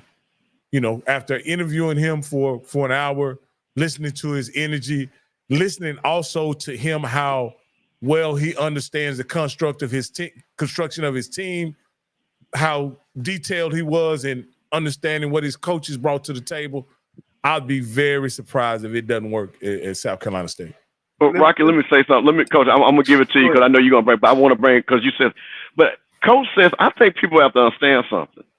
South Carolina State, when you look at the teams in the MEAC, they're the 1-2 team that has a natural football recruiting base. Maryland doesn't have a natural recruiting base. Virginia, because Norfolk State doesn't have the tradition, so they're not going to get the kids in the Tidewater area. Hampton, they'll go to Hampton before they'll go to Norfolk State. So the talent alone in the state of South Carolina, South Carolina is one of those states like Mississippi. They produce a lot of football talent, even though they don't have a lot of people in the state. So that's the thing about it. And got tradition. and got tradition. Bulldog tradition through South Carolina, the Yeah. state of South Carolina. Right. So when like he said, he's got high school coaches that are up and down that state that went to that played at South Carolina State. So they'll have a kid that might be iffy fit there, and like I say, go to one of those directional schools that I hate, Northwest somewhere, when they should go to a SWAC school or HBCU. They're gonna say, hey man, don't go to Northwest something state, go to South Carolina State, and that's gonna bode well for him. Let's talk about and you guys, I don't like to talk down on them coaches, but hey man, this is some part that we do. Let's talk about coaches on the hot seat. What you think about in the SWAC and in the MEAC and some HBCU 1AA? Let's talk about, for instance, let's say Tennessee State. Coach George is on his last year of his contract. He finished second to last this last year. He have beat some teams, but most teams he lost. He's got a cupcake schedule. Let's get that straight. And I don't know if he's on his last year, but I mean, he's on his last year, but I really think he should be on the hot seat if he's not on the hot seat. Your thoughts?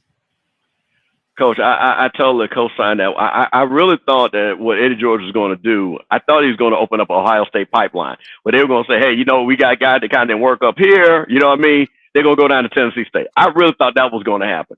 Kind of what you see where you got kids from Mississippi State and Ole Miss going to Jackson State. You got kids from Florida, Miami, and Florida State going to FAMU. You know what I mean? Kind of, and even what you see with South Carolina State. And I was really shocked that pipeline, kind of the Midwest pipeline, didn't open. But to me, the guy that's on the hot seat for me is Coach Maynard, Alabama A&M. I think out of everybody, that seat is, he can't even sit down. Matter of fact, he just stands up in his office. Well, can I tell you that my resources is telling me that would have been done last year, but the president is in his hand. So when you got the president, when he's in the president's hand, but there's some fiction between the athletic director and him. The crazy part about it, do y'all know his offensive coordinator coached in the XFL his first year? Yeah. So he left the staff to go coach it in the XFL. He got fired during the season, though. And he got fired in the middle of the season. Yeah. At the XFL. Yes, sir. Yes, sir. So that's kind of tough. And I think you're right. And that's the word I'm hearing, that this might be Coach Maynard's last year there. Well, I'm gonna tell you this. I'll say this again, and this is one of those games. He better not lose better than that Magic City Classic, because, like I say, he won't go back to Huntsville. I mean, Huntsville, right? Yeah, that's where Alabama is. Yeah. He won't go back if he loses that game bad. Well, they run up and down that field. That's gonna be a wrap. I don't see AD, Robinson, Bryant going for that. Let me say this. Like Coach Wilson up in Morgan State. I mean, you got to hire the right coach. You know what I mean? You can't hire, what it sounds like. Coach Wilson, Damian Wilson, you can see what he did at Bowie State. You can see what he did built. You know what I mean? How he ran the program like a Division 1A program on the Division O. That's a guy that know how to raise and get these jobs. And that's what these ADs sometimes, these presidents don't understand when you're choosing a coach, especially when you talk about a perennial losing program like a Morgan State. You got to get a guy that's hungry, that's in there, not no name guy, not no guy, well, he's from here and he fits. Man, you're going to lose every time, So what other coaches you guys think that, but we so new in the SWAC, what we got? New coaches, Southern. Well, that's what I'm saying. Yeah, coaches, so many new ones. Grambling, one at Arkansas Pine Bluff, new coach at Alcorn, 2-year coach at Jackson State, 3-year coach at Alabama State, and a 2-year coach at Mississippi Valley. And the only one that's been there the longest is Maynard. And a 3-year, I said Alabama State. And it's Maynard, Coach Maynard. He's been there the longest. Oh, Yeah, in the conference loans. I think all the other coaches. I mean, you can outside maybe Coach Hampton up at UAPB, but I think because again, just to your point, we just got a bunch of new coaches. So nobody's good. So they're going to get their runway. The coaches that are still there, Coach Woody at Bethune-Cookman, he's building something. You can see where they're going. Coach E. Rob of Alabama State. Years too. Yep, he's 2 years. Yep, he's on his second year. Coach T.C. Taylor, he's been recruiting. Jack State is in good shape. So those coaches, again, I think everybody is where they need to be at. So we'll see. But I think, again, because the turnover was last year, I think, again, we just got the one guy that I think we're really looking at. Now, on the outside, again, everybody from North Carolina A&T said he can't go anywhere because of his record. But Coach Vincent Brown, the Undertaker Brown, at North Carolina A&T. Now, you're talking about a powerhouse school, a lot of money, and they're in that CAA, and if they go 0-something this year, that's going to be rough. Coach, I bring this picture up right here, and I don't know if you guys can see it well, but I was talking to you guys when we were doing a pre-production meeting that this is a 2001 coaches photo. There's one guy still in the swag on this photo. All these guys gone. This is 2001, and I'm trying to. You mean 2021? You mean? Yes, 2021. 2021. 2021. And I'm saying that to say, like, one of these guys is still here. What does that say? As SWAC historians, what does that say? Well, let's break it down. Coach Prime got a new job, right? So he didn't get fired. Coach Simmons got a new job. He didn't get fired. I guess everybody else on that would I guess have been fired then, right? I guess that's it. Oh, well, in this picture, Dooley he didn't get fired from this particular job. Wait a minute, Coach Robinson's not on this picture. Eddie Robinson? No. So he came the following year. Yeah. Well, okay. Alcorn State, Coach McNair. I don't know what do you call that? What happened to him? Well, here's the funny thing about it. He should be a head coach because he had a job at Texas Southern. Yeah, but he's gone, Coach. He out. Yeah. Hey, and he was done in by a SWAC school. So.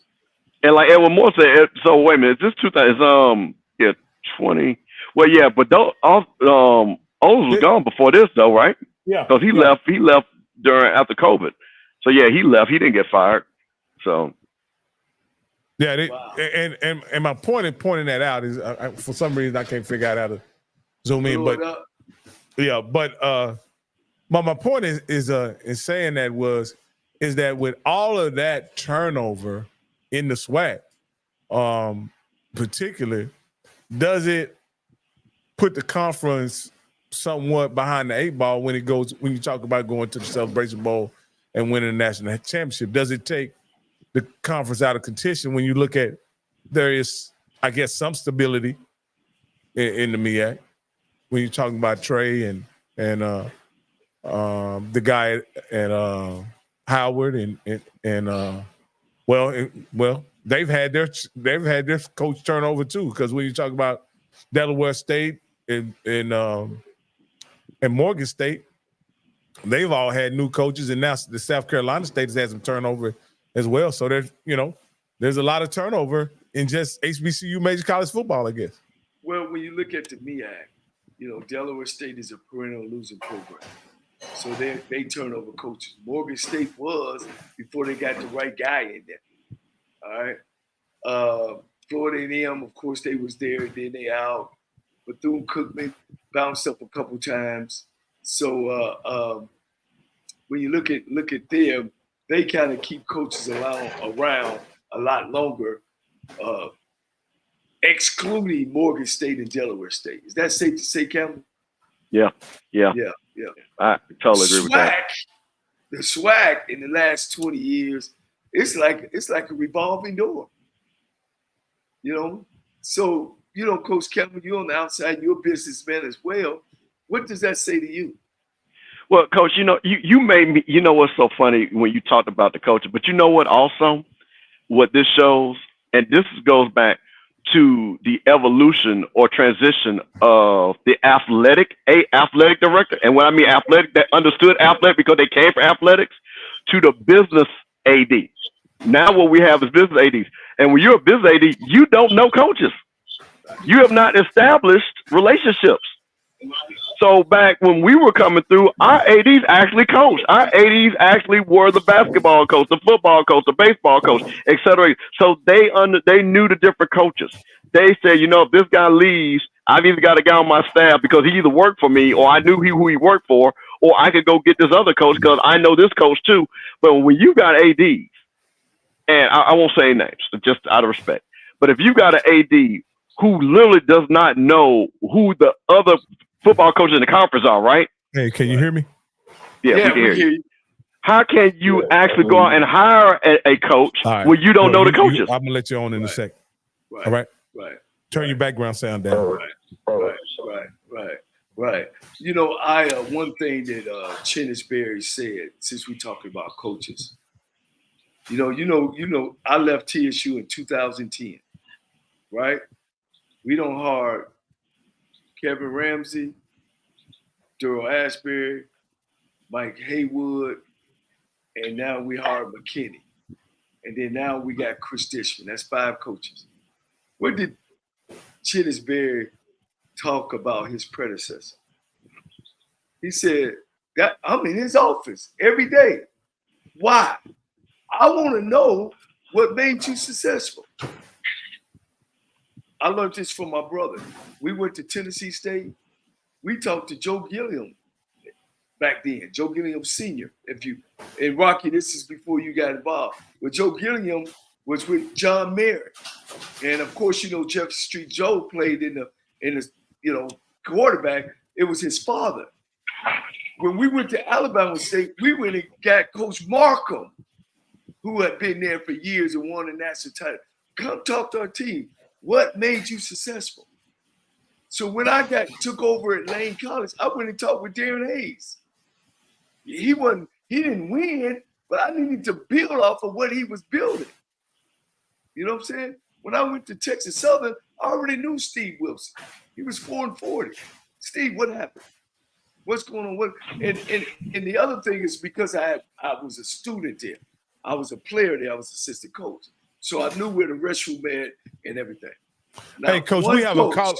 Oh, go ahead, Coach. Now, one coach that have taken over that Texas Southern program have called me and said, Coach, how was you successful? That's when I know that they not for real about turning a program on and winning. Go ahead, Coach, what you call it? No. Hey, caller, you're live on air. What's your name and where you calling from?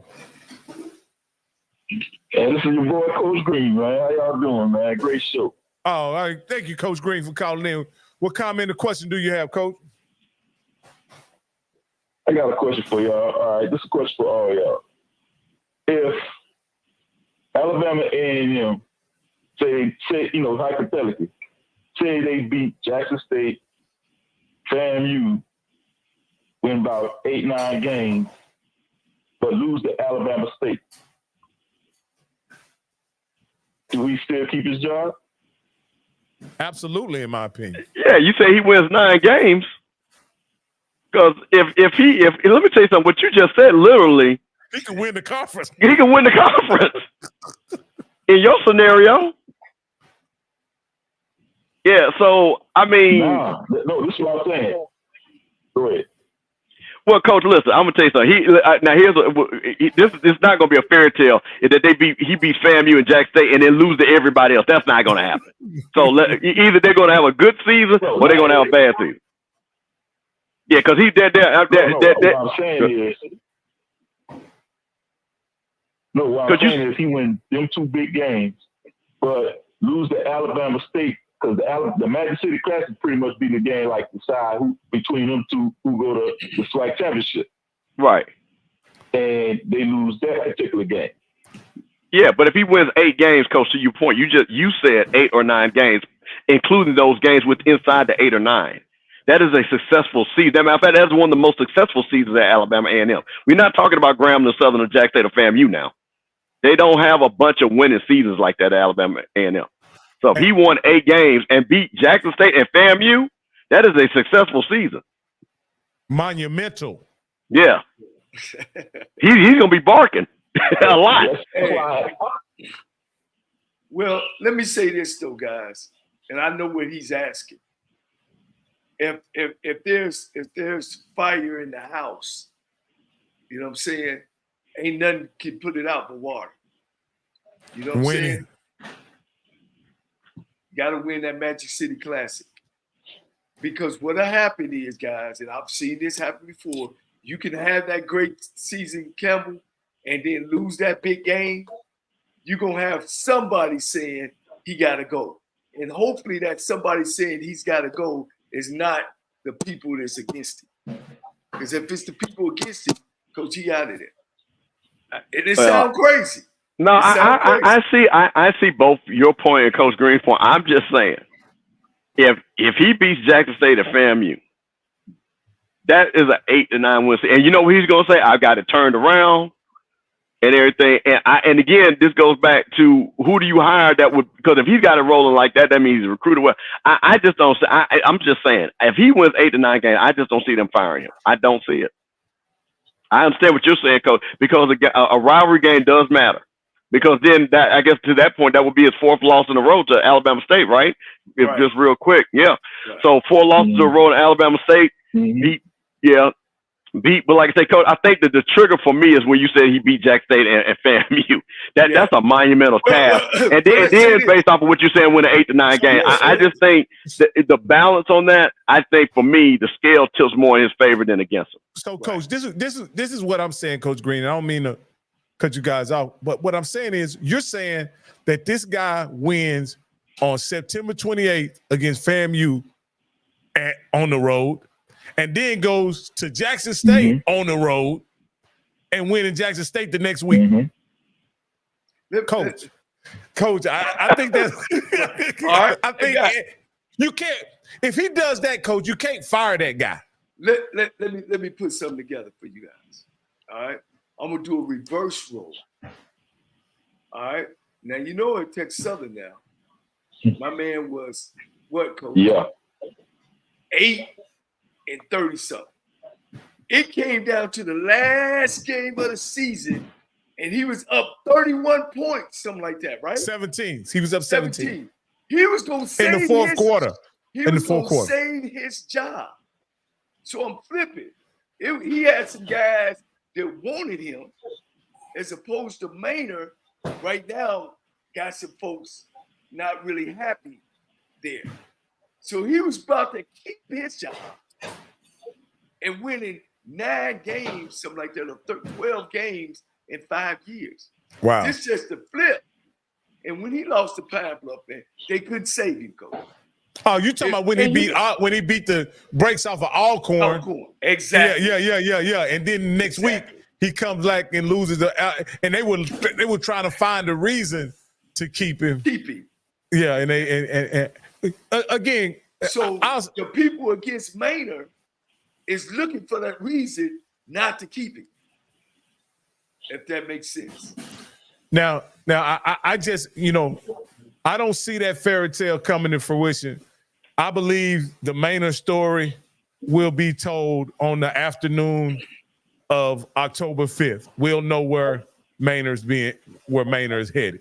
You understand what I'm saying? He plays Alabama. Go ahead. Hey, I get it. I get what you're saying. But hey, one thing about football, and especially any sport, everybody got their opinions what's going to happen throughout the season. We all got our opinion. But at the end of the day, when that ball touch that grass, that's going to be the judgment right there. And we saw some shocking things happen before. Hey, take the West, for instance, when Dooley was still coaching Southern, and he got to the SWAC championship game. Nobody saw that coming. No. I think they did. I think that's why he was hired. Remember now, Coach.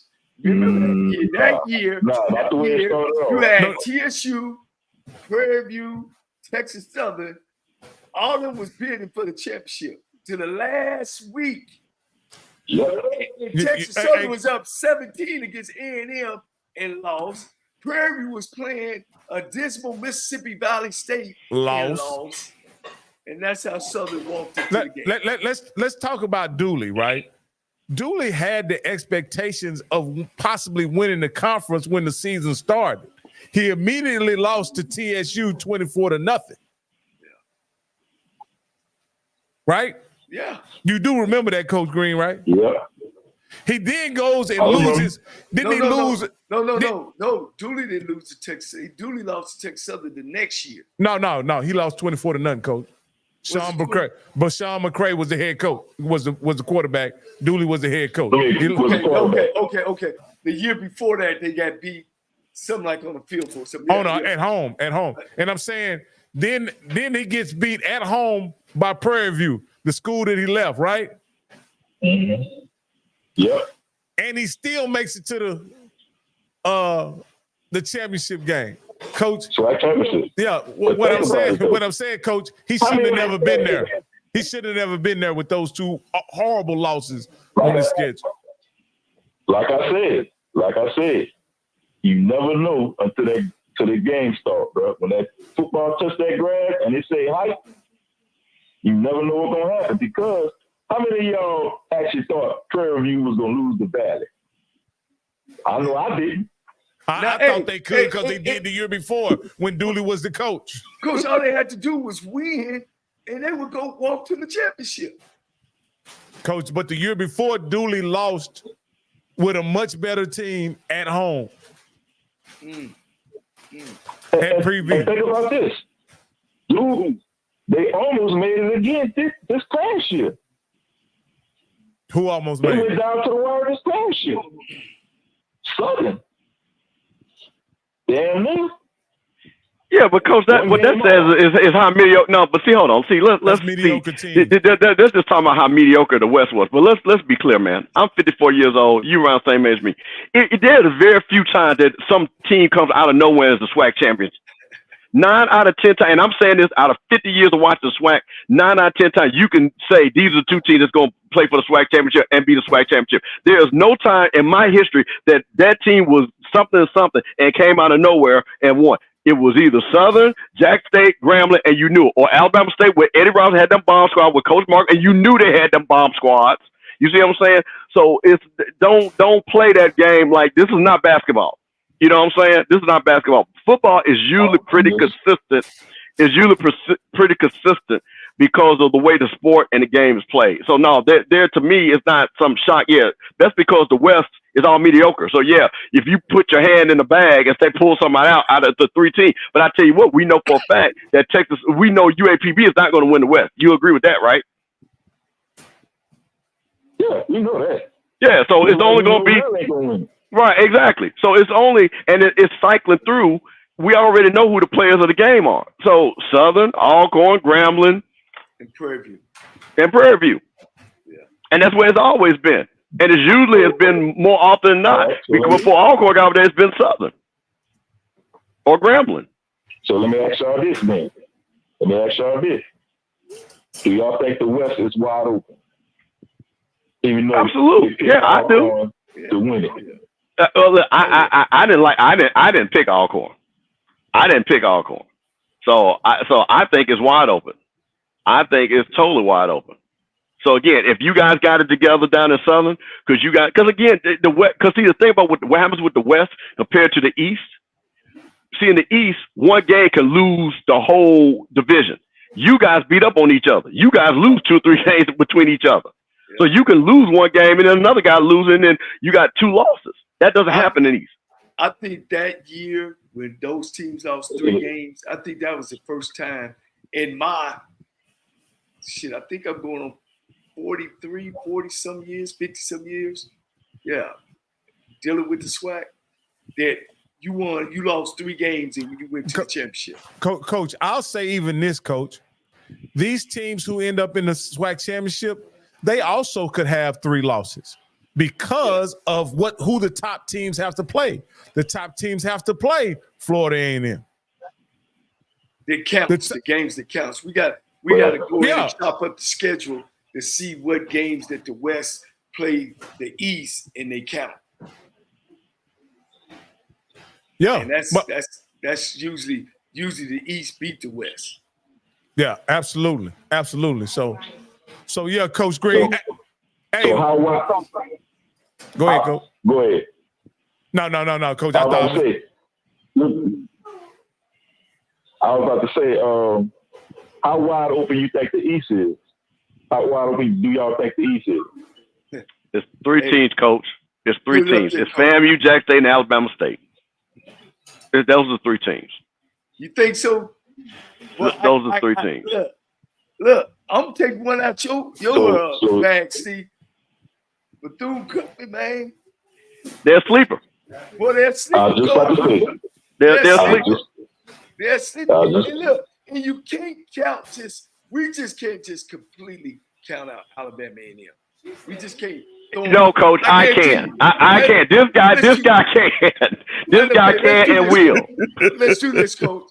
How many teams can Alabama A&M beat over in the East? None of the four above them. I'm sorry. Okay, yeah, because none of the four, they're not beating any of the four that's above them. Let's see how many teams can they beat in the West. They can beat every team in the West. I don't believe that. I feel like they can beat. The problem is they only have two teams in the West. They only play two teams from the West. And what's those two? Their schedule. They play Mississippi Valley and they play Arkansas Pine Bluff. Valley's on their side. They play Southern and Arkansas Pine Bluff. Okay, they go beat Valley. See how he changes tune when you say something. I gotta ask y'all this. Hold up. They also play Grambling. They also play Grambling. So I guess there's 3 cross matches this year. Is a Grambling a counter though? How many teams in the East actually just beat Alabama A&M last year? How many teams in the East actually just beat them? Okay. And the game that come down to the wire. FAMU just beat them. That game wasn't close. And who else? So I'm looking at the schedule. So Jackson State beat them 45-30. What are we gonna say that? Is that a beat down? Alabama State beat them 31-16. Is that a beat down? Man, if you lose by 14 points, man, I mean, you lose by 14 points. That's 2 14-point losses right there. And then Florida A&M beat them 42-28. They lost to every one of those teams by 14 points. How did they fare against Bethune-Cookman? They beat Bethune. They took an L, Coach. Yeah. Bethune-Cookman? They took an L. Yeah. They got beat by 17, Coach. From Bethune-Cookman? Yes. Yeah. Coach, listen, Bethune-Cookman had people on the run. They struggled last year. They struggled on offense. Yeah, because they were new. Yeah. They struggled on offense, but that defense was a whipstick. What about Jackson State? What about Valley? What they do against Valley? They beat Valley 30-21. Wow. So let's think about this. Now they did pull out the whoop stick on Grambling, 45-24. But let's think about it. They have to play. I believe, in my honest opinion, I believe Jackson State and Alabama State will be better than they were last year. I believe that. I don't know. Coach Green, Jackson State defense was suspect last year. Are you a A&M fan? No, he's a Southern guy. Southern all the way. Jags. Okay. And Dooley we trust until he got fired. Hey, Coach, let's talk about that. I trust Greaves now. So, how long of a runway does Graves have before you get off the line? How long of a runway does Graves have? Does he get a second year if he finishes 4th in the West? Yes, he he get a second year and he gonna do good this year. Y'all sleeping on him because we only had one issue last year. Defense was top.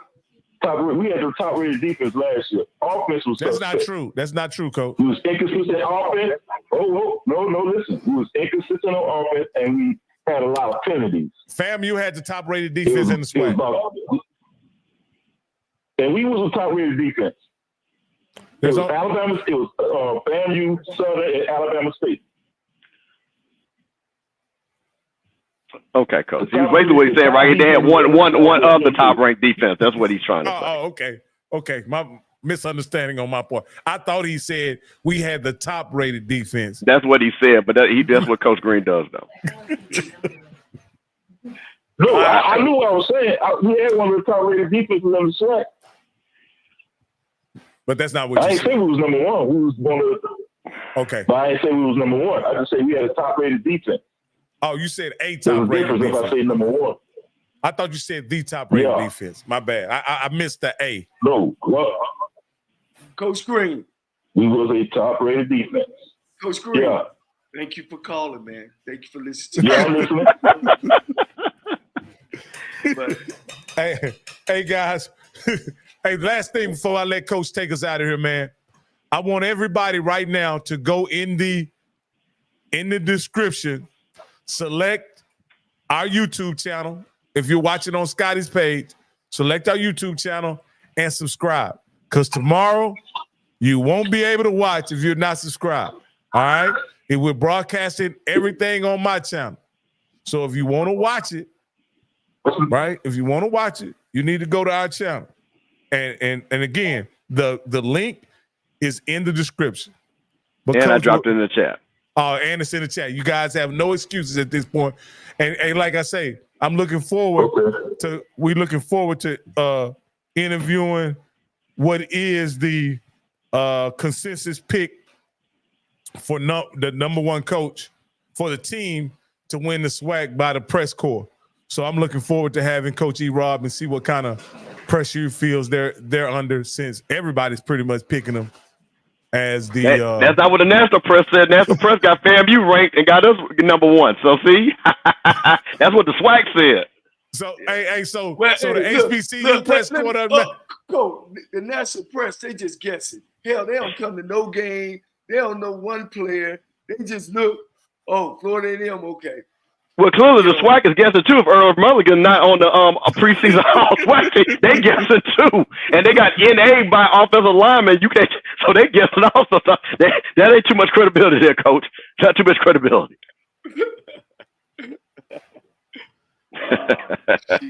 Boy, you crazy. We good, Coach? Coach? Hey, this has been a great show, guys, man. Chennis Berry lit it up, man. He gave us a jolt of electricity while he was on. If you missed this interview, please go back to the start of the interview and listen to him. He was electric for better than an hour. So, and you know, like I said, man, this was a great show again, guys. We got to do it again tomorrow. So, Coach, with no further ado, take us out of here, Coach. Hey, guys, 2024 election, very, very, very important. You're talking about a possibility of hiring the first king in the United States of America. And we just don't do that here. We're a capitalistic country. And this guy's actually, or will try, to probably stay in there. We need everybody to go out and vote, whatever your, whether you're Democrat, Republican, Independent. It's very, very important to go out and vote. We're talking about, women's rights is on things, infrastructure of the United States is on daycare, talking about Social Security. And some of you guys, like myself, is close to that time of being able to be old enough to even receive Social Security. Medicaid, Medicare, you're talking about, again, women's rights. So it's very, very important, man. Look in, do this work yourself. Study it yourself, look at it yourself, and make the right choice. If you don't vote, it's just like voting for the person that you really don't. So it's best to go ahead on and vote for the person that you want. It's very important. But as I always say, if you find yourself having a hard time and at the end of the rope, guys, just tie a knot, hold on tight, because ain't nobody bad like you.